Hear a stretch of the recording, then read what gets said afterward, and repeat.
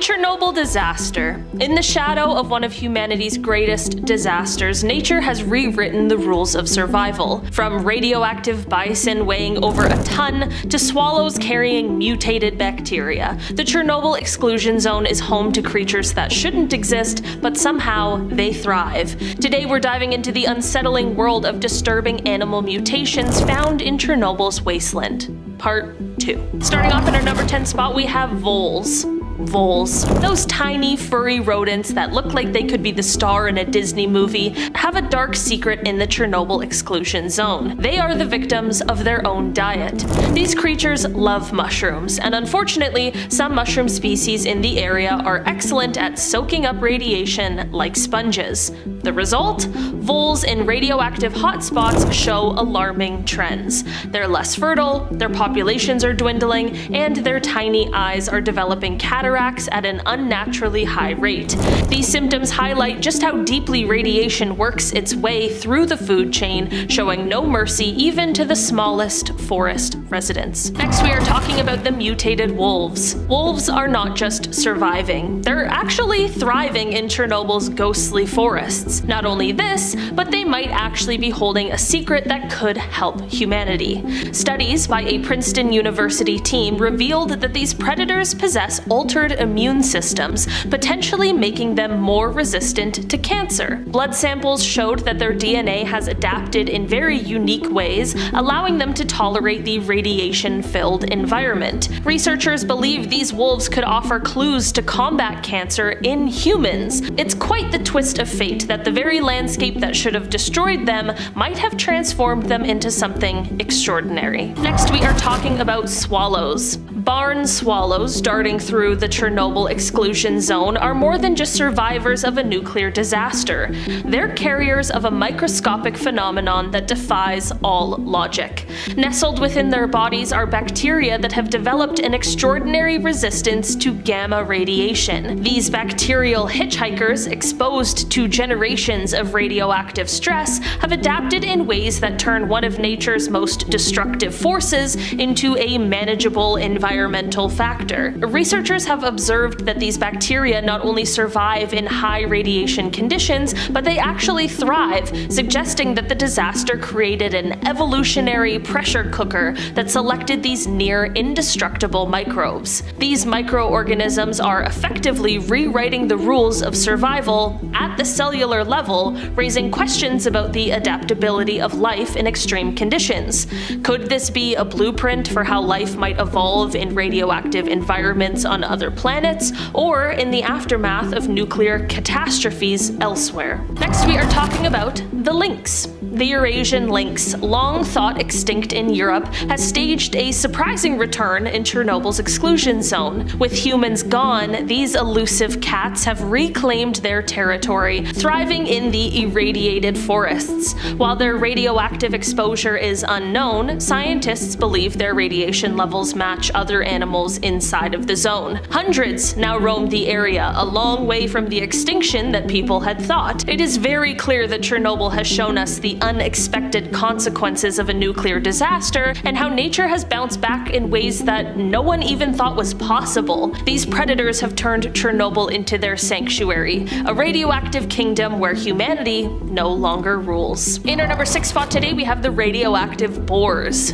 The wild boars of Chernobyl are spreading. It sounds like a terrifying zombie movie, and honestly, it kind of is. These radioactive animals roam beyond the exclusion zone, mingling with non-radioactive boars, and then sometimes ending up as food for unsuspecting humans. In 2017, a third of wild boars tested in Germany showed radiation levels too dangerous for consumption thanks to their love of radioactive mushrooms. The boar's mobility ensures that Chernobyl's legacy continues to spread far beyond its borders, turning an ordinary forest hunt into a potential brush with disaster. In our number 5 spot today, we have the pilot. This is another first-hand account from right after the disaster, and this one comes from Igor Pismensky, who was a helicopter navigator following the disaster. After the meltdown, helicopter crews were sent out to try and spread decontamination materials over the site. One of these crews was actually killed trying to do this work after they crashed at the site. Of the disaster, Igor said, quote, "They told us there had had been an explosion at the plant, so they needed our help. The mission was, after the firemen, to drop down loads of stuff from helicopters to the destroyed reactor. First sand, then lead, dolomite, boron. We would load up about 15 kilometers distance from the reactor. They would put sandbags into parachutes, then we would take off and pass around in a conveyor fashion. There would be a circle of up to 40 helicopters in the air, which would fly over and right above the reactor every 2 to 3 minutes. No one opened the windows. The chopper was all shut, but it was not airtight. It was not protected against radiation. The view of the destroyed reactor down below, after the main fire had been put out, you could see separate glowing reddish fire beds in the first days. This was the view from the height of 200 meters. Of course, we knew this was dangerous, but what we did not have was adequate protective gear for the mission, but that's the responsibility of those who sent us there. Radiation is considered invisible. It cannot be seen, but you can feel it. That is, you can feel a certain metallic taste in your mouth and a sore throat. Radiation never passes without a trace, so the consequences are always there, and radiation usually hits precisely those parts of the body that are the most vulnerable. So for everyone who's gone through Chernobyl, there are consequences. I remember so well the first time we flew over Pripyat town. The whole town had been evacuated by then, but everything looked sort of surreal. Linen is hanging on laundry lines, on balconies, you see dropped bicycles, abandoned cars, no life around, all people gone, but their stuff is still there. When the catastrophe happened, there was the Soviet Union. We had 15 constituent republics playing their part in handling this mess. Today, no country in the world would be in a position to handle the problem of this magnitude if it happened again. In our number 4 spot today, we have the elephant's foot. The elephant's foot is a highly radioactive mass of corium that was formed during the Chernobyl nuclear disaster. It is named after its shape, which resembles that of an elephant's foot. The corium was formed when the reactor's core melted down, causing a mixture of melted nuclear fuel, concrete, and other materials to form into a highly radioactive mass. The elephant's foot is estimated to have had a temperature of around 2,700 degrees Celsius at the time of the accident and emitted lethal levels of radiation. The initial workers who tried to remove the elephant's foot from the reactor died within weeks due to the radiation exposure. Today, the elephant's foot remains extremely radioactive and is still inaccessible. It is estimated to be one of the most dangerous objects in the world, with exposure to it resulting in almost certain death within minutes. In our number 3 spot today, we have Kopachi. Kopachi was a village in Ukraine that was affected by the disaster. The village was situated close to the nuclear power plant, and its residents were exposed to high levels of radiation. To contain the spread of contamination, the Soviet government ordered the evacuation and burial of the village, including burying the contaminated soil under a layer of clean soil. Today, Kopachi remains abandoned and designated as a part of the exclusion zone around the Chernobyl plant. The village and surrounding area serve as a reminder of the devastating consequences of nuclear disasters and the importance of nuclear safety. In our number 2 spot today, we have the plant. It might come as a surprise, but the Chernobyl nuclear plant didn't just shut down entirely after the disaster. Despite the contamination and the risks associated, they continued to use the plant for years to come. Reactor 4, which exploded during the accident, was completely destroyed, and the other reactors were shut down over time. The Soviet government continued to use parts of the plant for several years to generate electricity and heat for the surrounding area, but eventually the plant was decommissioned. It wasn't until December of 2000 that the final reactor, Reactor 3, was shut down. Reactor 2 was shut down in 1991, and 1 was shut down in 1996. It is thought that the plant should be fully out of use by 2028. And finally, in our number 1 spot today, we have the containment. After the disaster took place, the damaged reactor, Reactor number 4, was sealed in a heavy concrete sarcophagus that was meant to keep the radiation concealed and contained. While this may seem like a foolproof plan, there are many debates about how effective this containment actually is and how effective it may or may not continue to be. These are, of course, super important questions, and considering the fact that it's something we've never really had to deal with before in any way, how are we really supposed to know until we try? The building of a new structure called the New Safe Confinement Structure started in 2006, and it was completed in 2017. The new structure is 843 feet wide,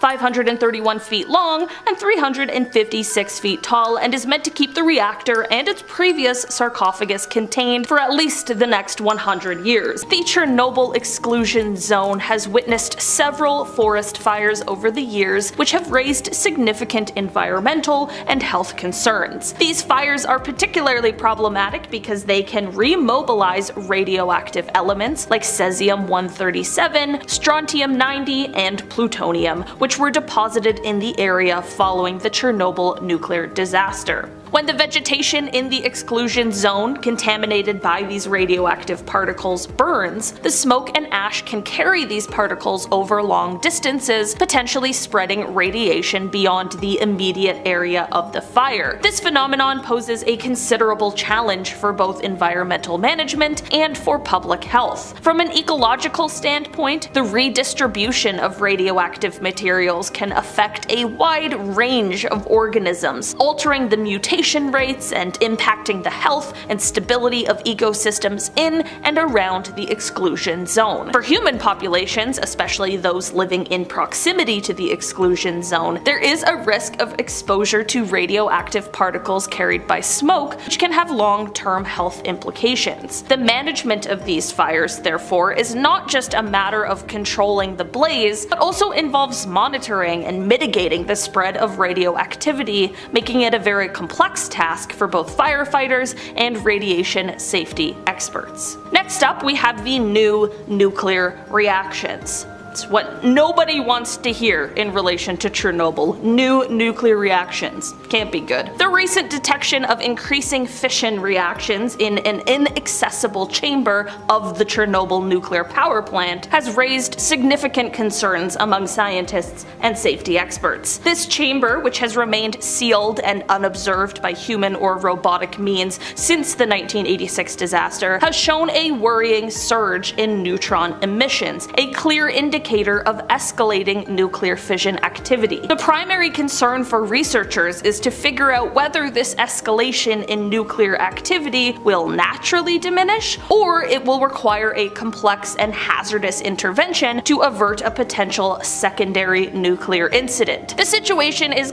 kind of similar to smoldering embers in a barbecue pit, a metaphor illustrating that while it doesn't pose an immediate explosive threat, it is an active problem that definitely requires ongoing supervision. The implications of this development are terrifying, as it highlights the long-term complexities and unpredictable nature of nuclear disaster aftermaths. This just goes to show how the aftermath of the Chernobyl disaster continues to teach us and captivate us even decades later. Speaking of how Chernobyl continues to teach us more about the effects of nuclear disaster and radioactivity, next up on our list we have the radiation research. Ongoing research in the Chernobyl exclusion zone has significantly advanced our understanding of radiation's long-term ecological and biological impacts. Scientists have been studying the mutation rates in various species of flora and fauna within the zone, providing data on how radiation affects living organisms at the genetic level. These mutations, ranging from subtle genetic changes to visible deformities, offers insight into the mechanisms of radiation-induced damage. Researchers are also exploring how these genetic changes might affect population dynamics, species interactions, and overall ecosystem health. The area has become a unique natural laboratory for studying the ecological impacts of radiation, allowing scientists to observe the recovery processes in ecosystems subjected to high radiation levels. This research not only sheds light on the resilience and adaptability of nature, but also informs future strategies for managing contaminated environments and assessing the environmental risks associated with nuclear accidents. Coming in first in our number 10 spot are abandoned dolls. So if you guys have ever seen one of my videos before, then you might already know I have a specific disdain for creepy dolls. And wouldn't you know it, the exclusion zone is said to be filled with broken and abandoned dolls at every turn. Apparently the specific area is Pripyat, and those that have visited report seeing things like baby dolls sitting in abandoned hospitals, creepy dolls sitting on windowsills propped up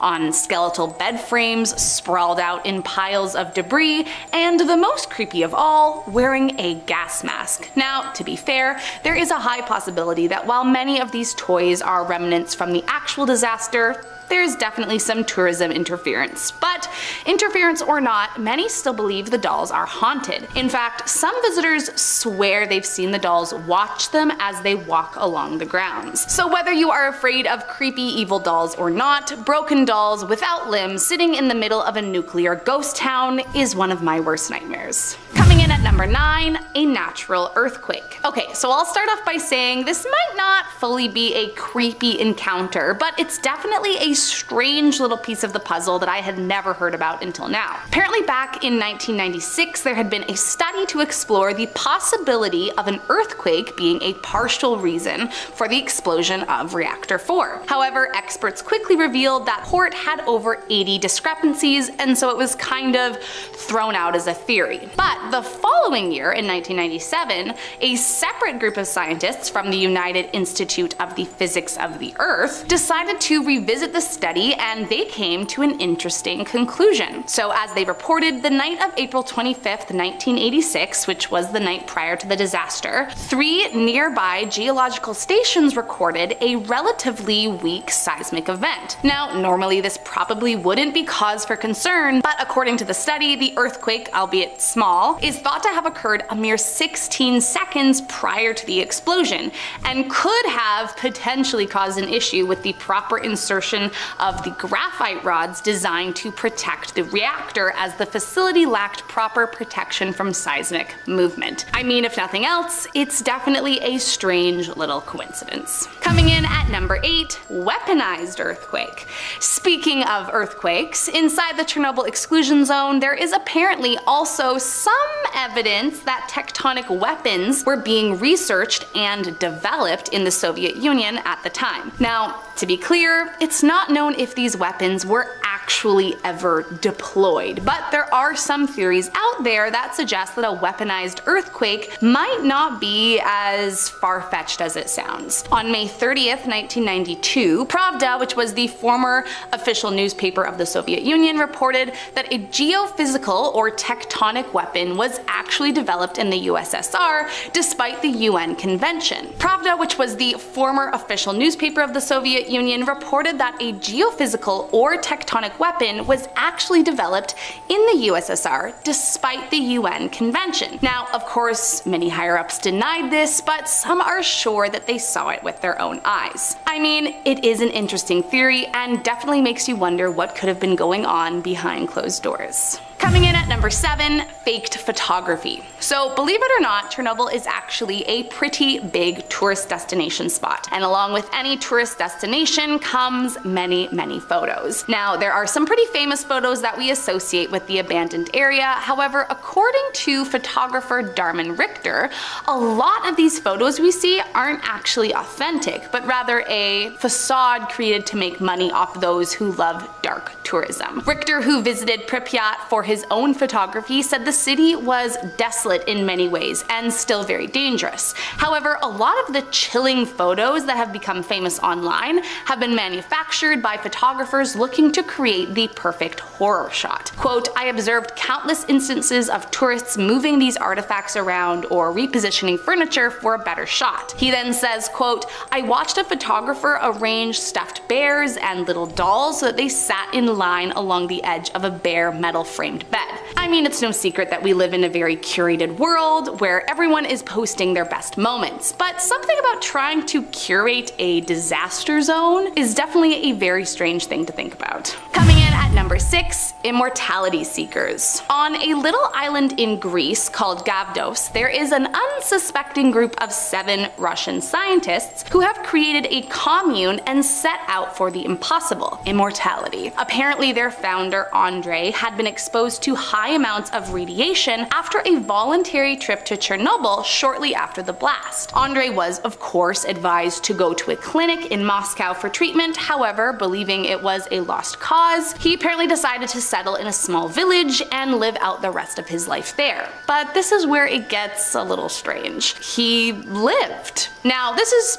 sort of a conspiracy theory, I will admit. However, there are many that believe the scientists chose Gavdos in an attempt to seize control of the Earth and become immortal. The scientists created a tight-knit relationship with the church, and according to a documentary that was being created about the community, quote, "They feel they need to reconstruct the world and implement the birth of a new immortal human." Apparently, the scientists even began building a Greek temple where they aimed to revive pathetic Pythagorean philosophy, and unearth forgotten Greek mysteries. All of which is said to be in the pursuit of immortality. Which, okay, I know it's all a little far-fetched, but I mean, if it turns out to be true, it would definitely be creepy. Coming in at number 5, Bible predictions. There are a ton of wild predictions out there, and I'll leave it up to you to decide whether or not you think that prophets and seers really do see into the future or not. That being said, there are some out there that believe the Chernobyl disaster was actually predicted in the Bible. According to the book of Revelations, quote,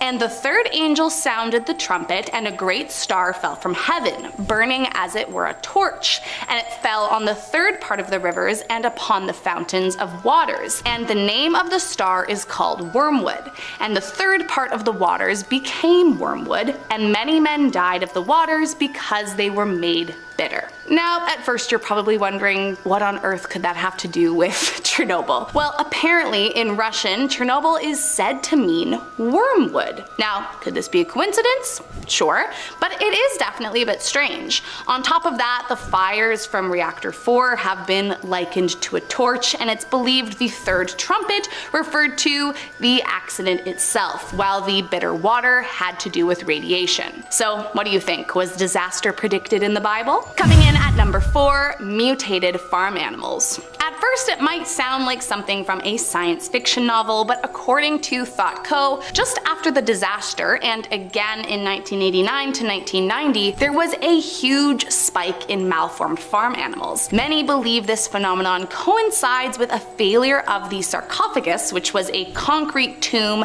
that crews built around the failed reactor in the hope that it would stop leaking radiation or producing deformed farm animals, which, as we know now, didn't quite work out as hoped. Among the mutations seen in the local cattle, pigs, goats, and horses born in the area after the disaster, some suffered from intensely messed up faces, extra limbs, dwarfism, or unnatural colors. In fact, one tiny little piglet became a well-known victim of the radiation. The poor little thing suffered from a mutation called dipgus, which is when they have duplicated lower limbs, and it is definitely not a great sight, I will say that much. I mean, I love little piglets, but this one is definitely giving off more of a creepy horror movie vibe. That being said, you don't need to take my word for it. If you like, you can actually see it for yourself, as it is apparently on display at the Ukrainian National Chernobyl Museum.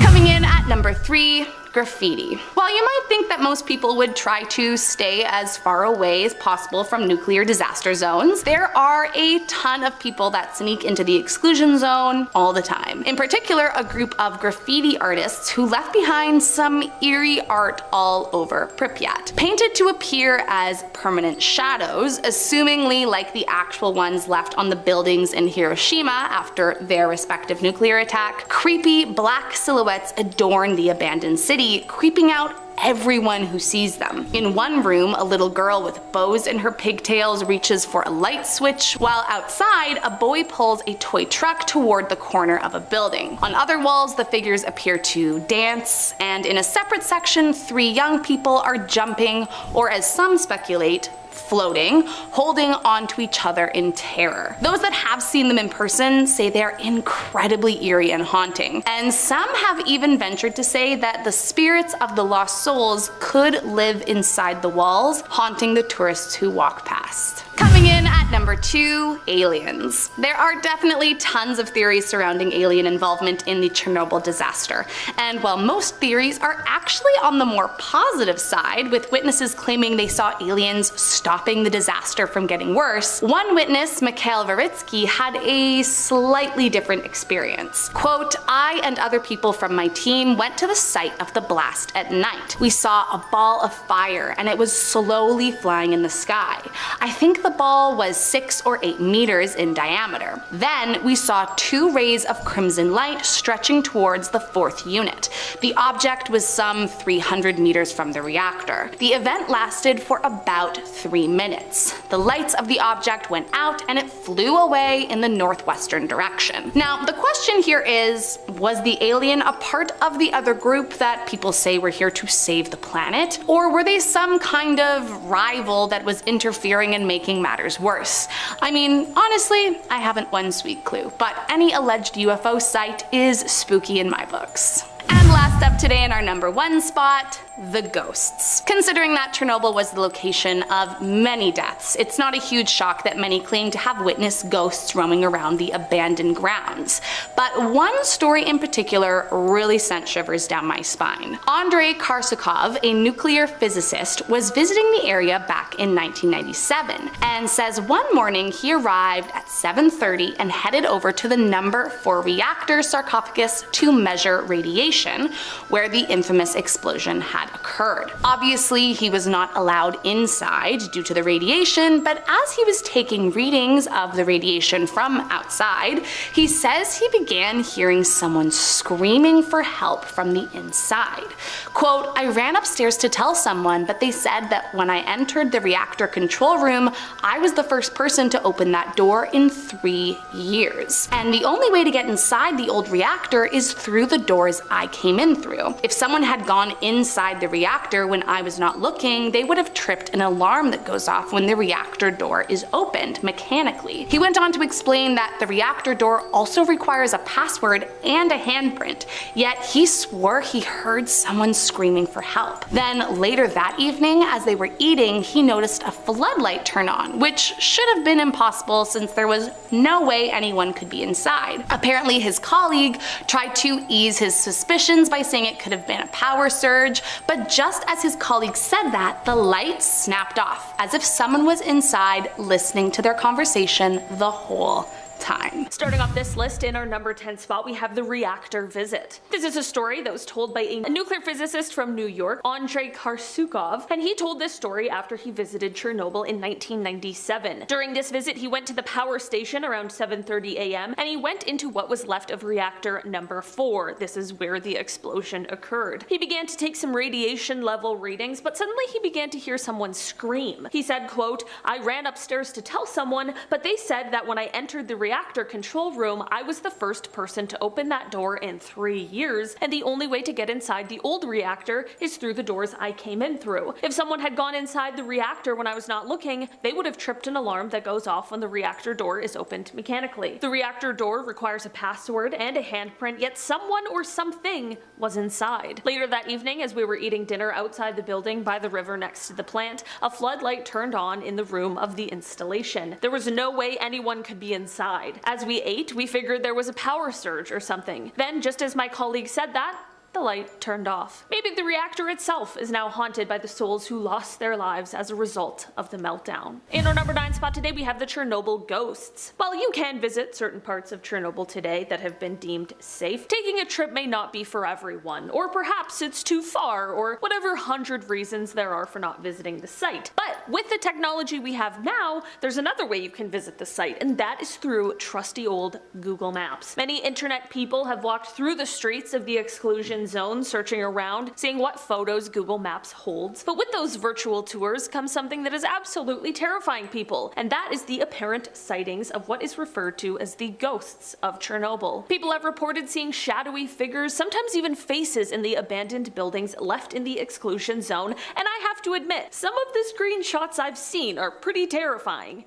Do you believe these are real ghosts caught on camera, or is it just a legend like many of the other things on today's list? In our number 8 spot today, we have the blackbird. People in the district of the Ukraine that houses Chernobyl have told stories of sightings of the blackbird for years, and it is perhaps the most well-known legend that comes from the area. The blackbird is a human creature with wings and piercing red eyes, and it was apparently seen by workers at the Chernobyl plant on the fateful day of the nuclear disaster. After this, it was reported that anyone who had seen the bird would later report suffering from terrible nightmares and begin receiving threatening phone calls. Many of the people where the legend originates from, unfortunately, were at the center of the disaster and have since passed away from the radiation poisoning, so no one is sure if the blackbird really is out there or not. The blackbird is said to be a symbol of something terrible being afoot, so seeing it is definitely not a great thing to happen to a person. I think it's probably just another one to add to the list of reasons why maybe a Chernobyl visit isn't the best idea. I don't know, okay? It's for your health. In our number 7 spot today, we have the government cover-up. Of course, a disaster like this is going to get some government conspiracies swirling around it, and this little ditty suggests that the Chernobyl disaster was actually conducted by the Soviet government due to the failure of a new, at the time, huge missile defense radio structure called Duga-3. This structure, that actually exists in real life, is suspected of having been wildly over budget, and it was the source of many complaints after it was built. The systems were extremely powerful and broadcast in shortwave radio bands. They would appear without warning and sounded like a sharp, repetitive tapping noise, and they would disrupt things like legitimate broadcasts, amateur radio, commercial aviation communications, and utility transmissions, which all led to there being international complaints, and at the time,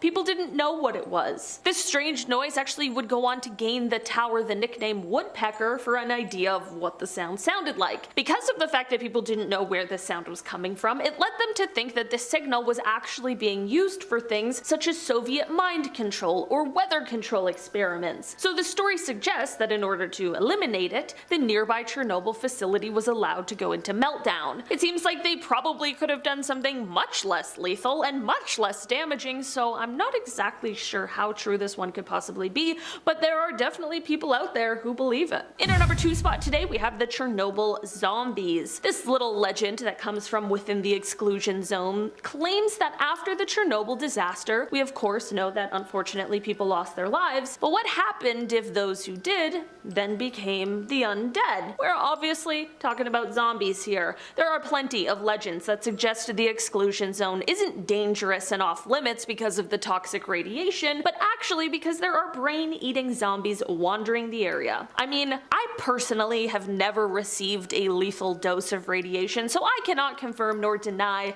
that this would turn one into a zombie, but I'm gonna go ahead and call this one most likely fake. I mean, at least I am really hoping it is. We're dealing with enough as a society. We don't need zombies on the list. This little legend can most likely be attributed to a video game that takes place in the exclusion zone, but it certainly is not based on any real life facts, at least that we know of. Finally, in our number 1 spot today, we have the Stalkers. Speaking of that video game, which is called Stalker, it might have inspired the tales of the zombies, but it also apparently has inspired some to try and sneak into the exclusion zone themselves. This popular game, set in the zone, has made some people try and sneak into it themselves in real life in order to live out the game. You know, like a LARPing scenario, but the only enemy this time is radiation. Basically, there are these people who are now being referred to as stalkers, and they are said to be sort of romanticizing the exclusion zone. They like to sneak in, explore the ruins, sleep in the abandoned buildings, and sometimes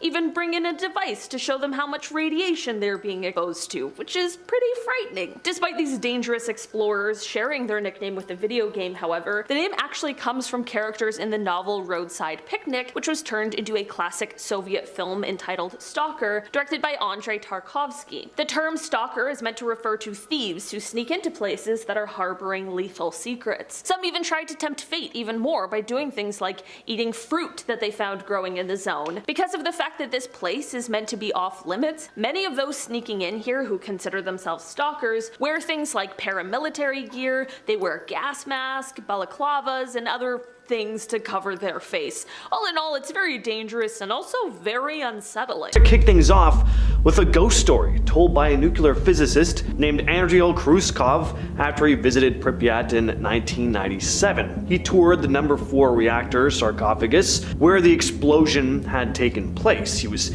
taking readings for radiation when he heard what sounded like screams coming from the inside, which was completely off limits due to the radiation. He described the experience saying, quote, "I ran upstairs to tell someone, but they said that when I entered the reactor control room, I was the first person to open that door in 3 years. And the only way to get inside the old reactor is through the doors I came in through. If someone had gone inside the reactor when I wasn't looking, they would have tripped an alarm that goes off when the reactor door is opened mechanically. The reactor door requires a password and handprint, yet someone or something was inside. Later that evening, as we were eating dinner outside the building by the river next to the plant, a floodlight turned on in the room of the installation. There was no way anyone could be inside. As we ate, we figured there was a power surge or something. Then, just as my colleague said that, the light turned off. Next up is the blackbird of Chernobyl. We've all heard of the Mothman before, who was spotted leading up to the collapsing of the Silver Bridge in West Virginia. Well, eerily, a very similar creature was said to be seen by several control room workers in the power plant just days before the explosion in 1986. A number of men reported seeing this massive, winged, shadowy creature with glowing red eyes flying over Chernobyl. After witnessing the creature, many of the men claimed to be plagued with horrible nightmares. Now, what makes this particular cryptid kind of frustrating is that there's not a lot of info on it. Unfortunately, most of the men who would have seen this thing died in the incident, so only vague stories have been passed on. It seems though that both the Mothman and the Blackbird showed up just before disaster struck as harbingers of doom, or perhaps they're moths drawn to a flame, the flame of imminent death and destruction. Next up on the list, we have the Red Forest. Now, the Red Forest is the most irradiated forested area surrounding Chernobyl. The trees have this reddish color after having absorbed high levels of ionizing radiation. The soil and water is heavily contaminated, but there are a lot of animals that actually call this place home. The boar population spiked as humans up and left. There are plenty of wolves and foxes, but they've evolved in weird ways. More on that later on. But for example, birds in the area actually have much smaller brains than other birds outside of the contaminated areas. We all love to imagine that toxic radiation result in like superpowers or something, but that is sadly not the case, at least not immediately. Eventually nature adapts, but it takes a bit of time. That's gonna lead us to a pretty freaky experiment that went on in the Red Forest. So we've already discussed how heavily irradiated this part of the exclusion zone is. Well, this experiment from a few years back makes this abundantly clear. Scientists wanted to test how the radiation affected the insects, microbes, and fungi in the area that aid in decomposition. It seemed that the trees in the Red Forest that died right after the incident in 1986 weren't decaying properly. At the time these researchers were looking into it, it had been about 20 years since the incident, and fallen trees, which would typically be like sawdust and any other forest, were virtually unscathed. So the team of researchers, led by a biologist at the University of South Carolina, Columbia, named Timothy Massow, decided to do an experiment. They filled a bunch of mesh bags with leaves from a variety of trees in uncontaminated areas, then placed them throughout different areas of forest surrounding Chernobyl, some contaminated and some not. They returned after a year, they gathered up these bags, and they discovered that the leaves left in the most irradiated areas were virtually untouched, while leaves left in the uncontaminated areas were basically gone, having been recycled back into the soil by the healthy microbes and fungi. This means that these heavily irradiated areas aren't decaying and regrowing at a proper rate. It also means that there's a very high amount of leaf litter on the forest floor that could lead to forest fires, potentially spreading radiation outside of the exclusion zone. Next up, we have a Reddit post written by someone who decided to venture into the exclusion zone and had an eerie encounter with a set of dolls. They wrote the following: "A buddy and I decided to venture into the heart of Pripyat. Always had a weird fascination with it and just wanted to say I'd done it, you know? Just explore what is basically a post-apocalyptic landscape. First, it was pretty much what we expected. Crumbling buildings, overgrown playgrounds, and the unsettling silence that comes with any big deserted place. But the hospital had to be the most bone-chilling part of the whole trip. Old medical equipment, dusty beds. We even saw a couple dolls scattered around. Now, I've seen my fair share of creepy dolls in horror movies, even supposedly haunted ones in antique stores and stuff like that, but this was different, and it didn't end there. At one point, I swear we heard faint whispers coming from down the hallway. At first, we thought it was just the wind playing tricks on us, but the whispers started to get more distinct. Buddy joked that the dolls were trying to speak to us, and that's when I got this uncanny feeling. Not saying that was exactly what was going on, but I don't know, something just told me it was time to leave. But as we left the room, the whispers seemed to follow us. We couldn't shake the feeling that those dolls were watching us, their lifeless eyes piercing through us. We'd also taken Geiger counters with us, which started acting up. We couldn't find a logical explanation for the sudden spike in radiation. It felt like the city itself was alive, reacting to our presence.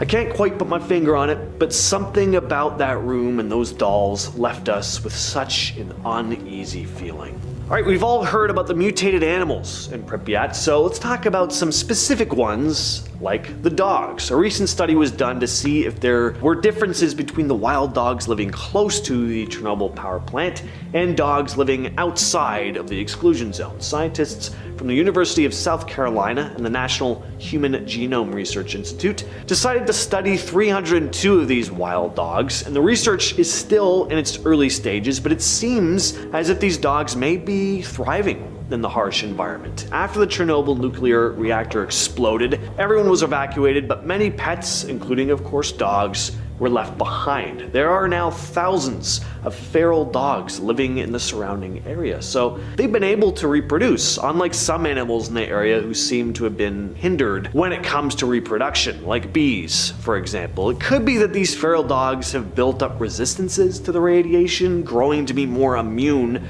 to cancer, for example, which would be pretty incredible. But it's not only dogs that have evolved in weird ways since the disaster in '86. Frogs in the exclusion zone have also changed because of the high amounts of radiation. Back in 2016, Pablo Barraco and German Orezuela, two Spanish researchers who were looking into the environmental changes in Pripyat, made an odd discovery: black frogs. Now, a black frog on its own isn't all that strange. There are plenty of frogs that are dark in color, but the Hyla orientalis tree frog, typically found in the area, is a bright shade of green, or at least they were before the radiation in the area seemed to change them. So why are the frogs in this radiated zone darker in color? Well, they've grown to adapt. These frogs have more melanin, which means they're less likely to suffer cell damage from radiation exposure. Pretty amazing, like how quickly nature is able to grow and adapt even in the harshest conditions. Eventually, it just overcomes. Next up, we have another Reddit post I'm going to call Laughter in the Night. It was written by a now deleted user. Hey, fellow urban explorers, I've been meaning to share this experience from my recent trip to Chernobyl. So me and a couple friends decided to venture into the heart of the exclusion zone. We had explored Pripyat during the day, but thought a night trek would be a little more thrilling. We found ourselves near the infamous Ferris wheel. This is creepy enough as it is at night, but my god, I will never forget this one moment for as long as I live. Me and my friends are just bumming around the Ferris wheel. I wasn't paying much attention to what they were talking about, kind of zoning out. I suddenly heard a faint, distant laughter, like children were playing just off in the distance. And it wasn't just me that heard it, everyone went quiet immediately. One of my buddies had the bright idea of following the laughter. I was pretty reluctant, but ultimately we all agreed to have a look. We followed the sound, and as we got closer, it dawned on us, and I you not, we ended up at a school. The laughter had been coming from inside. Then as abruptly as it began, the laughter stopped. We noped out of there screaming. To this day, we can't explain what we heard. Would you have gone and followed the laughter? I don't know. I feel like I'd like to. Like, that sounds interesting. But I don't know. In the moment, I might have just left. I don't know. What do you guys think, though? Let us know in the comments. All right, let's talk about the reported UFO sightings in the days leading up to the Chernobyl disaster. Turns out, it wasn't just the ominous blackbird of Chernobyl that was seen just before Reactor 4 exploded, but unidentified flying objects as well. So what could this mean? Well, your gut instinct might be that if these unidentified objects were indeed alien crafts, that maybe they played a part in setting off the disaster, that they wanted to cause humanity harm for whatever reason. But that's not the popular theory. Might make you feel a lot better to think of it in a different way. That these supposed aliens weren't out to cause us harm, but to actually help mitigate the disaster in some way. There's a theory that these aliens may have reduced the severity of the radiation and that something that could have been far worse was contained to one area. What's interesting is that this isn't the only time UFOs have been spotted around nuclear disasters. A series of UFOs were spotted in the days following the Fukushima nuclear disaster as well. So I don't know, this is pretty interesting. There could be something to this. Finally though, we have phantom radio signals. This refers to mysterious and unexplained radio transmissions that have been reported by urban explorers within the exclusion zone. These signals often appear on frequencies that should be silent or unused. Explorers equipped with radios have described hearing distorted voices and odd sounds that don't sound like typical radio noise, and some have even claimed to hear vague messages coming through these signals. A possible scientific explanation could be electromagnetic effects lingering from the nuclear disaster, but if you believe in the more paranormal side of things, it's said that these signals may be coming from entities who died in the disaster attempting to make contact through the radio. Starting us off at number 10 are Dewey's old favorite, dolls.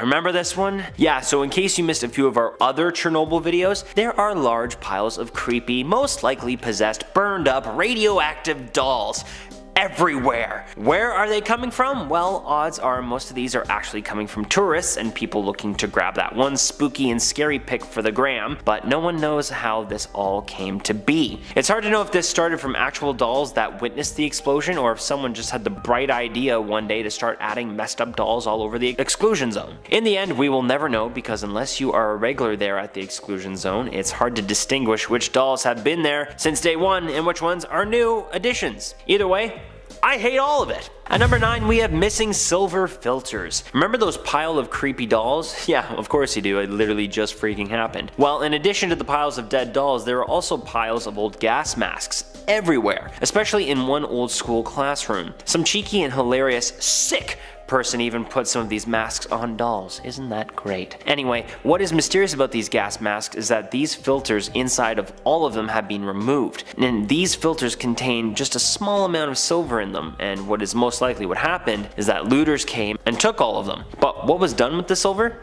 No one really knows. If looters did indeed steal them, then I'm guessing that somewhere out there some people have radioactive jewelry or even silverware because they most likely sold it. It's hard to say, but if any of you watching have your own Geiger meters at home right now, I would check it out on anything silver in your home because you might just have a Chernobyl souvenir without even knowing it. At number 8, we have survivor immortality. While this one doesn't take place in Chernobyl exactly, it stems from Chernobyl. One Russian scientist who survived the explosion back in 1986 and 6 other Russian scientists have recently relocated to the small Greek island of Gavdos. There is some conspiracy though, because some believe that these scientists actually relocated to the island to become immortal. Gavdos has 50 residents in total on the island, and it is believed to have mythical healing powers that make its residents immortal. Reporters from Vice interviewed a filmmaker who was making a documentary on the island and found out that the scientists work on various inventions from inside the local compound. They also have 7 acres of land that was given to them by a priest. Some think these Russian scientists are spies, while others believe they moved out there to not only become immortal themselves, but also clear them of all the radiation using the mystical powers of the island. They are apparently also building a temple named the Temple of Apollo. I think these guys were a little too close to the blast, if you know what I mean. At number 7, we have the random examination chair. Out in the middle of a wooded area in the exclusion zone is a random gynecologist's chair. How the hell did it get there? No one freaking knows. It can only be assumed that this chair was picked up by some local pranksters who went through the trouble of picking up this radioactive artifact and brought it to a random spot in the woods. But that is so much freaking work. I mean, guys, why? Aside from that, every other possibility is straight up terrifying. Maybe the blast blasted the chair out in the forest, but if it did, then why was there one of these chairs so close to a freaking radioactive reactor? See, it doesn't make any sense whatsoever. So, it's just another unproven, less than appealing site that can be found in the exclusion zone. At number 6, we have silhouettes. You may remember this one from one of my other Chernobyl videos too. The mystery here is we have no idea if these silhouettes are actually based on real people or if it's just a morbid art piece done by another Chernobyl creepy artist. New silhouettes show up all of the time, all over the town of Pripyat, and the only other mystery here is who is behind it. Is it one talented artist, or is it a group that has decided to take turns so no one ever gets the true answer? No matter what, these things sure do add to the creep factor of this ghost town, and I'm sure it's also a terrifying sight to see at night. Coming in at our halfway point at number 5, we have a Chernobyl cover-up. In a documentary titled The Russian Woodpecker, Fyodor Alexandrovich explains a conspiracy theory that the Chernobyl blast was actually orchestrated to cover up the failure of the Russian woodpecker. Now, it wasn't a Russian bird or the Russian version of Woody the Woodpecker. The Russian woodpecker was actually an array radar that was meant to detect missiles before they were launched. The device was named after its woodpecker-like sound it would make during its operation. It cost 7 billion rubles and unfortunately did not work. It is suspected that it didn't work because of the northern lights messing with its signals, but it can't be for certain. So instead of suffering this terrible embarrassment, the Chernobyl plant that was known for its instability blew up, distracting everyone from the failure of the woodpecker. It's hard to say how likely all of this is, but when shooting the woodpecker documentary, apparently some pretty weird stuff happened to the documentary crew, such as visits from secret police services, as well as even one crew member being shot by a hidden sniper during the Euromaidan protests. Whatever the truth is here, it sounds like they were putting their nose where it wasn't wanted. At number 4, we have no containment building. Back in 1986, when the Chernobyl explosion actually happened, there was quite mysteriously no containment building that surrounded the reactors. Usually there are containment structures around radioactive places like the reactors located in Chernobyl. They are gas-tight structures that are usually made of steel reinforced concrete, so it can confine fission products that could release into the atmosphere during an accident if one were to happen. Sure enough, we all know that one happened here, and interestingly enough, it was not prepared for an accident that dangerous. According to author Richard Mueller of the book Physics for Future Presidents, The Science Behind the Headlines, if there would have been a containment unit around the reactors, Mueller believes that there would have been virtually no deaths. Interesting. I wonder if this coincides with any of the conspiracy of the Russian woodpecker as mentioned before. Maybe.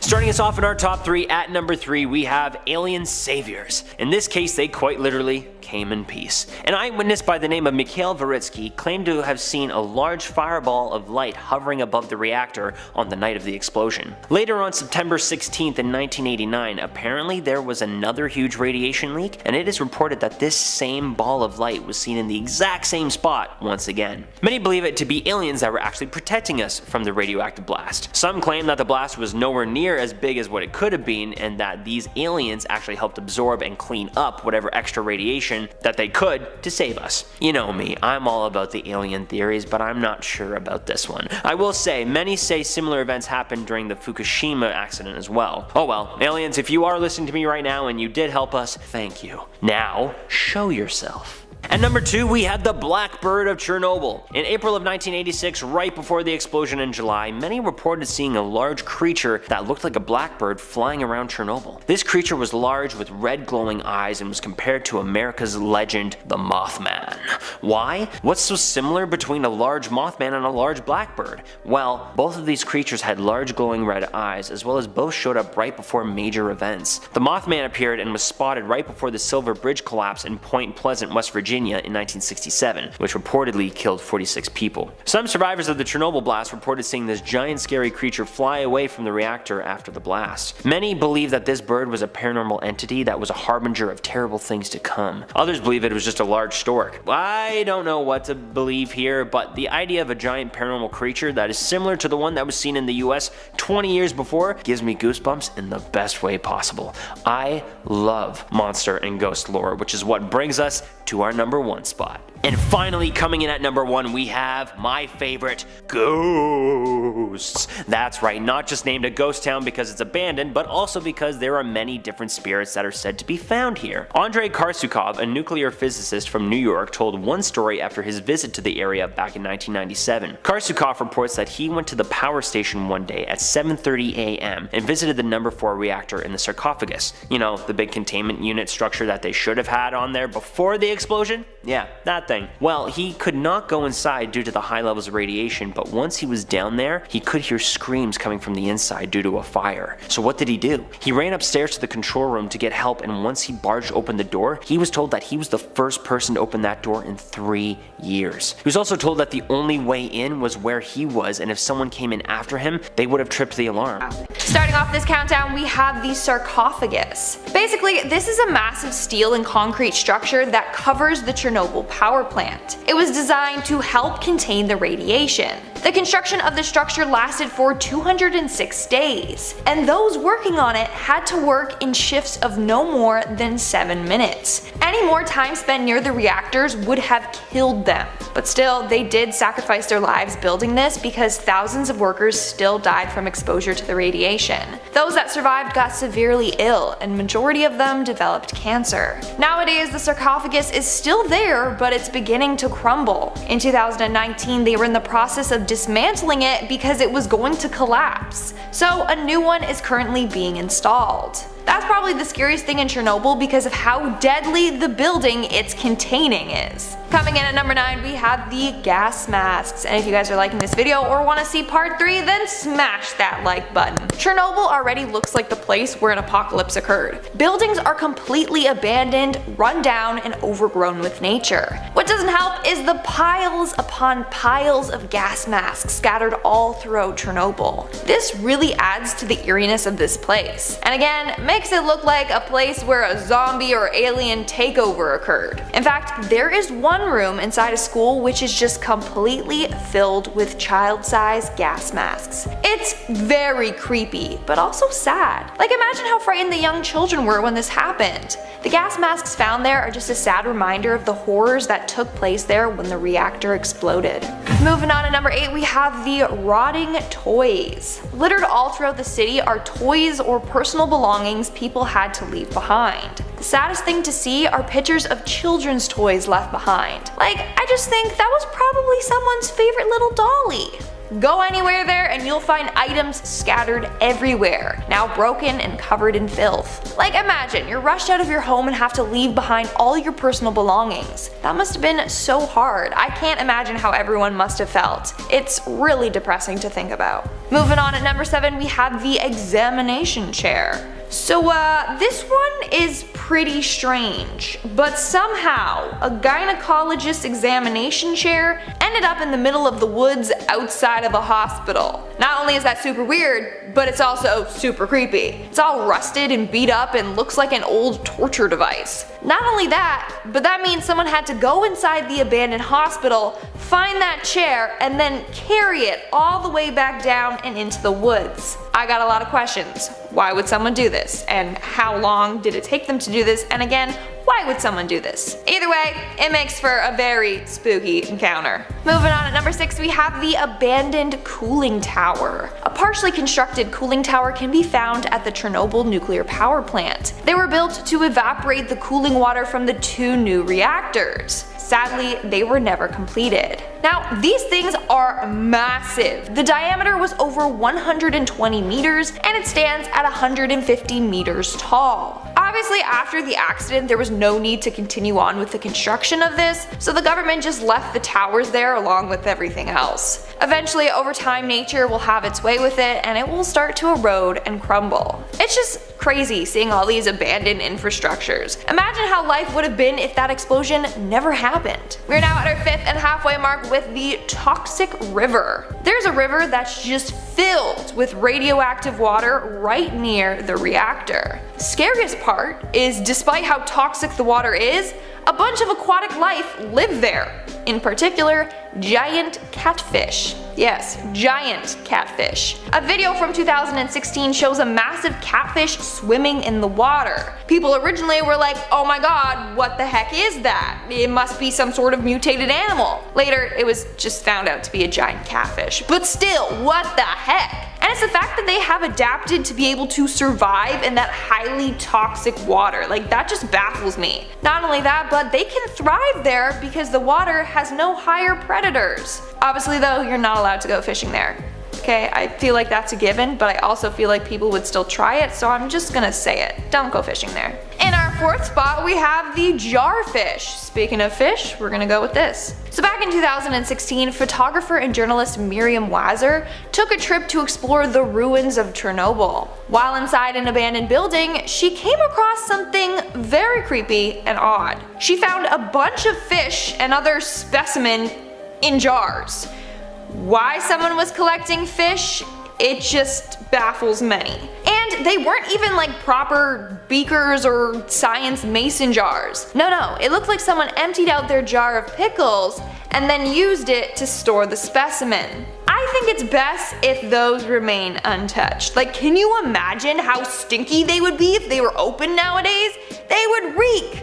Old stinky fish is not something I would ever want to handle. Now the other specimen beside the fish are unknown. No one knows what the heck they are. But if you know, let me know in the comments below. Coming in at number 3, we have the abandoned hospitals. The hospitals at Chernobyl are quite eerie. They're just filled with rusted, empty hospital beds, littered syringes, and more. The walls and floors are cracking, and there's dirt and questionable red marks on the floor. I think the saddest thing though is that these hospitals are often trashed with medical supplies just tossed everywhere. The days after the explosion happened, people were frantically rushing to hospitals. Hospital staff were overwhelmed by the amount of people there.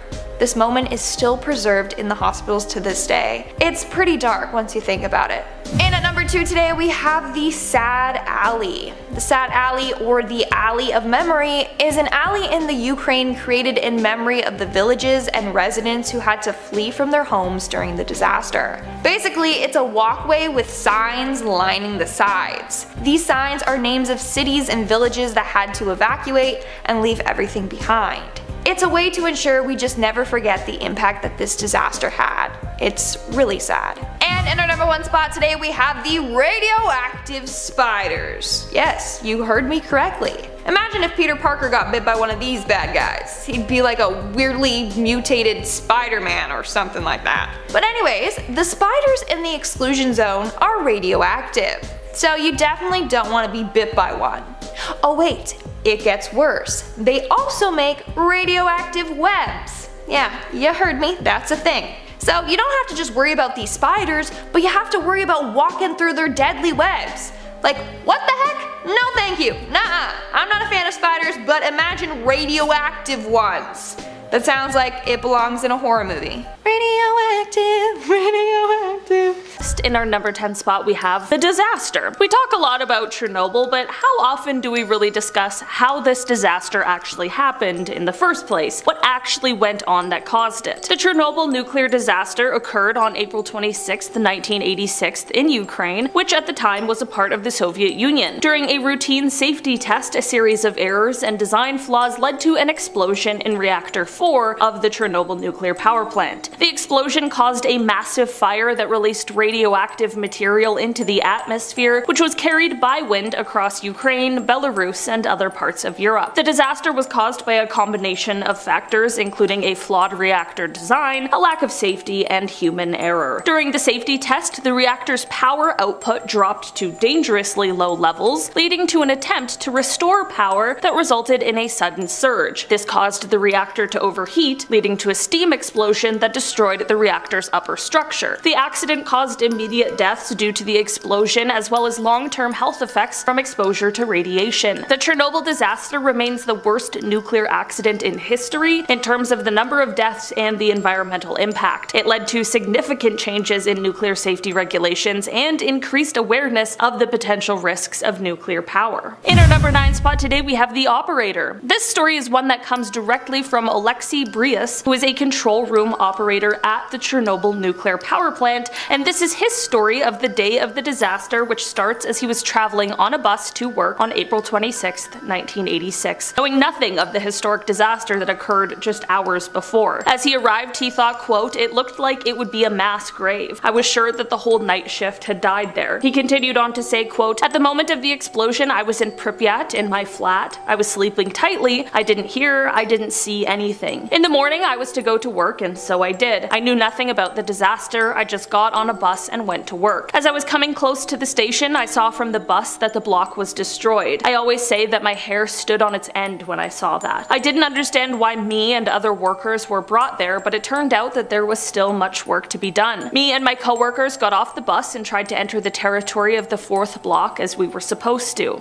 There was a guard wearing a rubber-coated army suit who had orders not to let anyone in. Finally, they agreed. The guarding sergeant gave us each a pill of potassium iodide. I took it immediately. It was a special medicine made to protect the thyroid gland from radiation. All my life, I remember him with gratitude. The upper part of the reactor and the separator barrel were open. The main circulating pump was seen from the outside. Down the reactor, I saw the reactor's emergency cooling system all ruined. Its pieces were mixed with slabs of concrete. I was stepping over lumps of black graphite. I didn't want to admit what I saw, just like many other people, that it was black graphite. Alexei goes on to explain that he and the other operators had to, quote, save those injured by fire, debris, hot water, and steam and radiation. We were to find them, carry them out, and deliver them to the medical personnel and go look for others. We saved and brought everybody out except for one person. He is still somewhere there inside the reactor. At our number 5 spot and halfway mark, we have the eagles. The lynx isn't the only one making a huge comeback.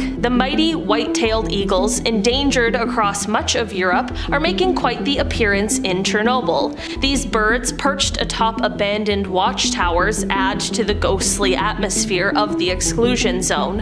While their populations are growing, which is great, they are not immune to radiation's effects. Researchers have found tumors, beak deformities, and lower fertility rates in some of the zone's 249 bird species. Yet, the eagles still continue to flourish, reclaiming a land stripped of human interference, but still full of invisible dangers. Next, we are talking about mutated spiders. Spiders are bad enough when they're normal. Mutated spiders are the stuff of nightmares. The spiders of Chernobyl's Red Forest are spinning webs that seem straight out of a horror movie. Their webs are oddly shaped, with chaotic patterns suggesting some very mysterious genetic mutations at play, and even more disturbing, these webs are radioactive themselves, laced with particles that have settled into the environment over decades.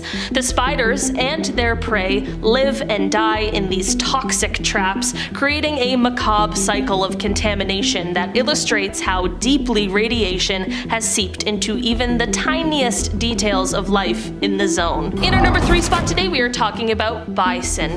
The hulking bison of Chernobyl's exclusion zone, weighing up to a staggering 2,200 pounds, are living symbols of nature's resilience, but also its vulnerabilities. These majestic creatures graze on vegetation laced with radioactive particles absorbed from the soil. Every mouthful of grass or bark adds to their radiation load as isotopes like cesium-137 and strontium-90 continue to circulate through the ecosystem decades after the disaster.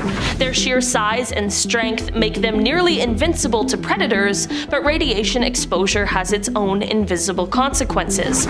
Researchers have raised concerns about the long-term effects on their health and reproduction, including potential mutations, weakened immune systems, and shortened lifespans. Even more unsettling is the role these bison play in spreading the contamination. As they roam through the exclusion zone, their movements redistribute radioactive particles. Despite the risks, like many of the other animals, the bison have found a strange kind of sanctuary in this human-free wilderness. Their numbers are growing, and conservationists cautiously monitor their progress, marveling at how one of Europe's rarest animals has adapted to an environment hostile to most life forms. Next, we are talking about invertebrates. From one of the largest animals to some of the smallest, beneath the soil of Chernobyl's forests, the tiny creatures are waging a quiet battle for survival. Populations of bumblebees, butterflies, and grasshoppers have plummeted in areas with high radiation. The radioactive soil, saturated with cesium-137 and strontium-90, interferes with their ability to lay viable eggs, cutting off future generations. These losses ripple up the food chain, affecting every everything from birds to small mammals.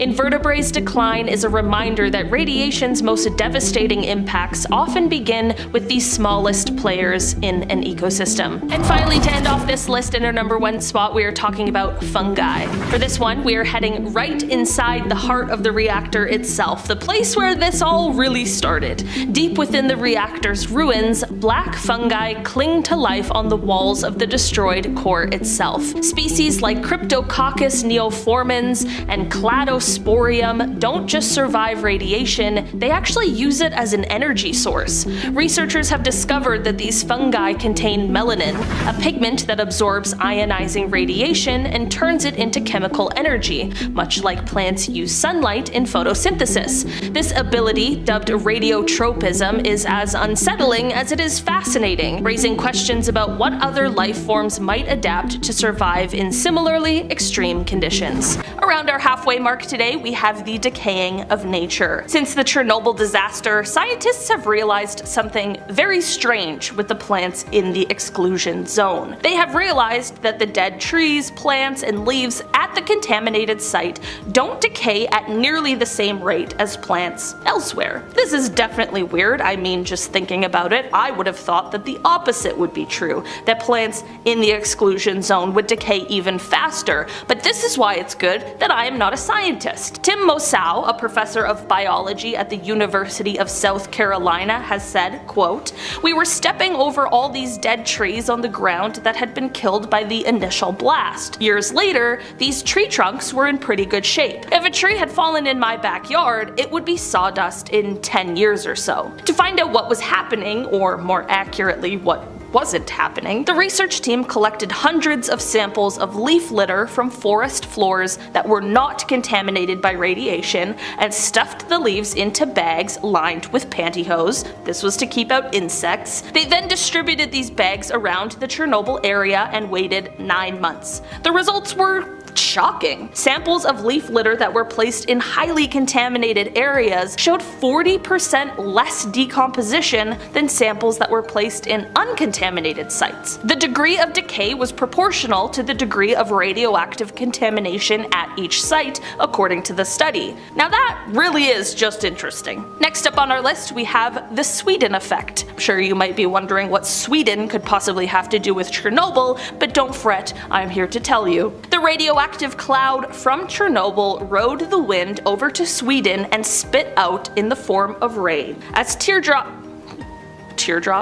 Somebody's really crying. As raindrops landed, so did radiation, especially in parts of north and central Sweden. Keeping food from getting contaminated was an issue in some places. Northern Sweden absorbed a whole 5% of the radioactive cesium-137 that Chernobyl released into the air. Atoms of it wound up in the lichen that reindeer graze on. That same year, after the farmers' meat harvesting season, it was discovered that almost 80% of the Swedish reindeer meat was too contaminated for sale. 80%! That's so much! Reindeer farmers had to change their practices, harvesting their meat earlier in the year before the animals had a chance to eat the contaminated moss. Because of this contamination, the Swedish authorities actually ended up raising the limit for permissible radiation in game, freshwater fish, wild berries, and mushrooms, based on their view that these foods made up only a little bit of the Swedish diet. Even to this day, a small portion of reindeer can't be sold because they have too much of the radioactive element. Moving on down our list, we have the new safe confinement, also known as the NSC. This structure at Chernobyl represents a monumental advancement in nuclear containment technology. This massive structure, completed and put into place in 2016, was designed to address the critical need to secure the remains of the reactor that was destroyed in the 1986 disaster. The NSC is a feat of engineering, designed to last at least 100 years and to withstand extreme weather conditions. Its primary purpose is to prevent the escape of radioactive material from the original sarcophagus, which was hastily constructed following the accident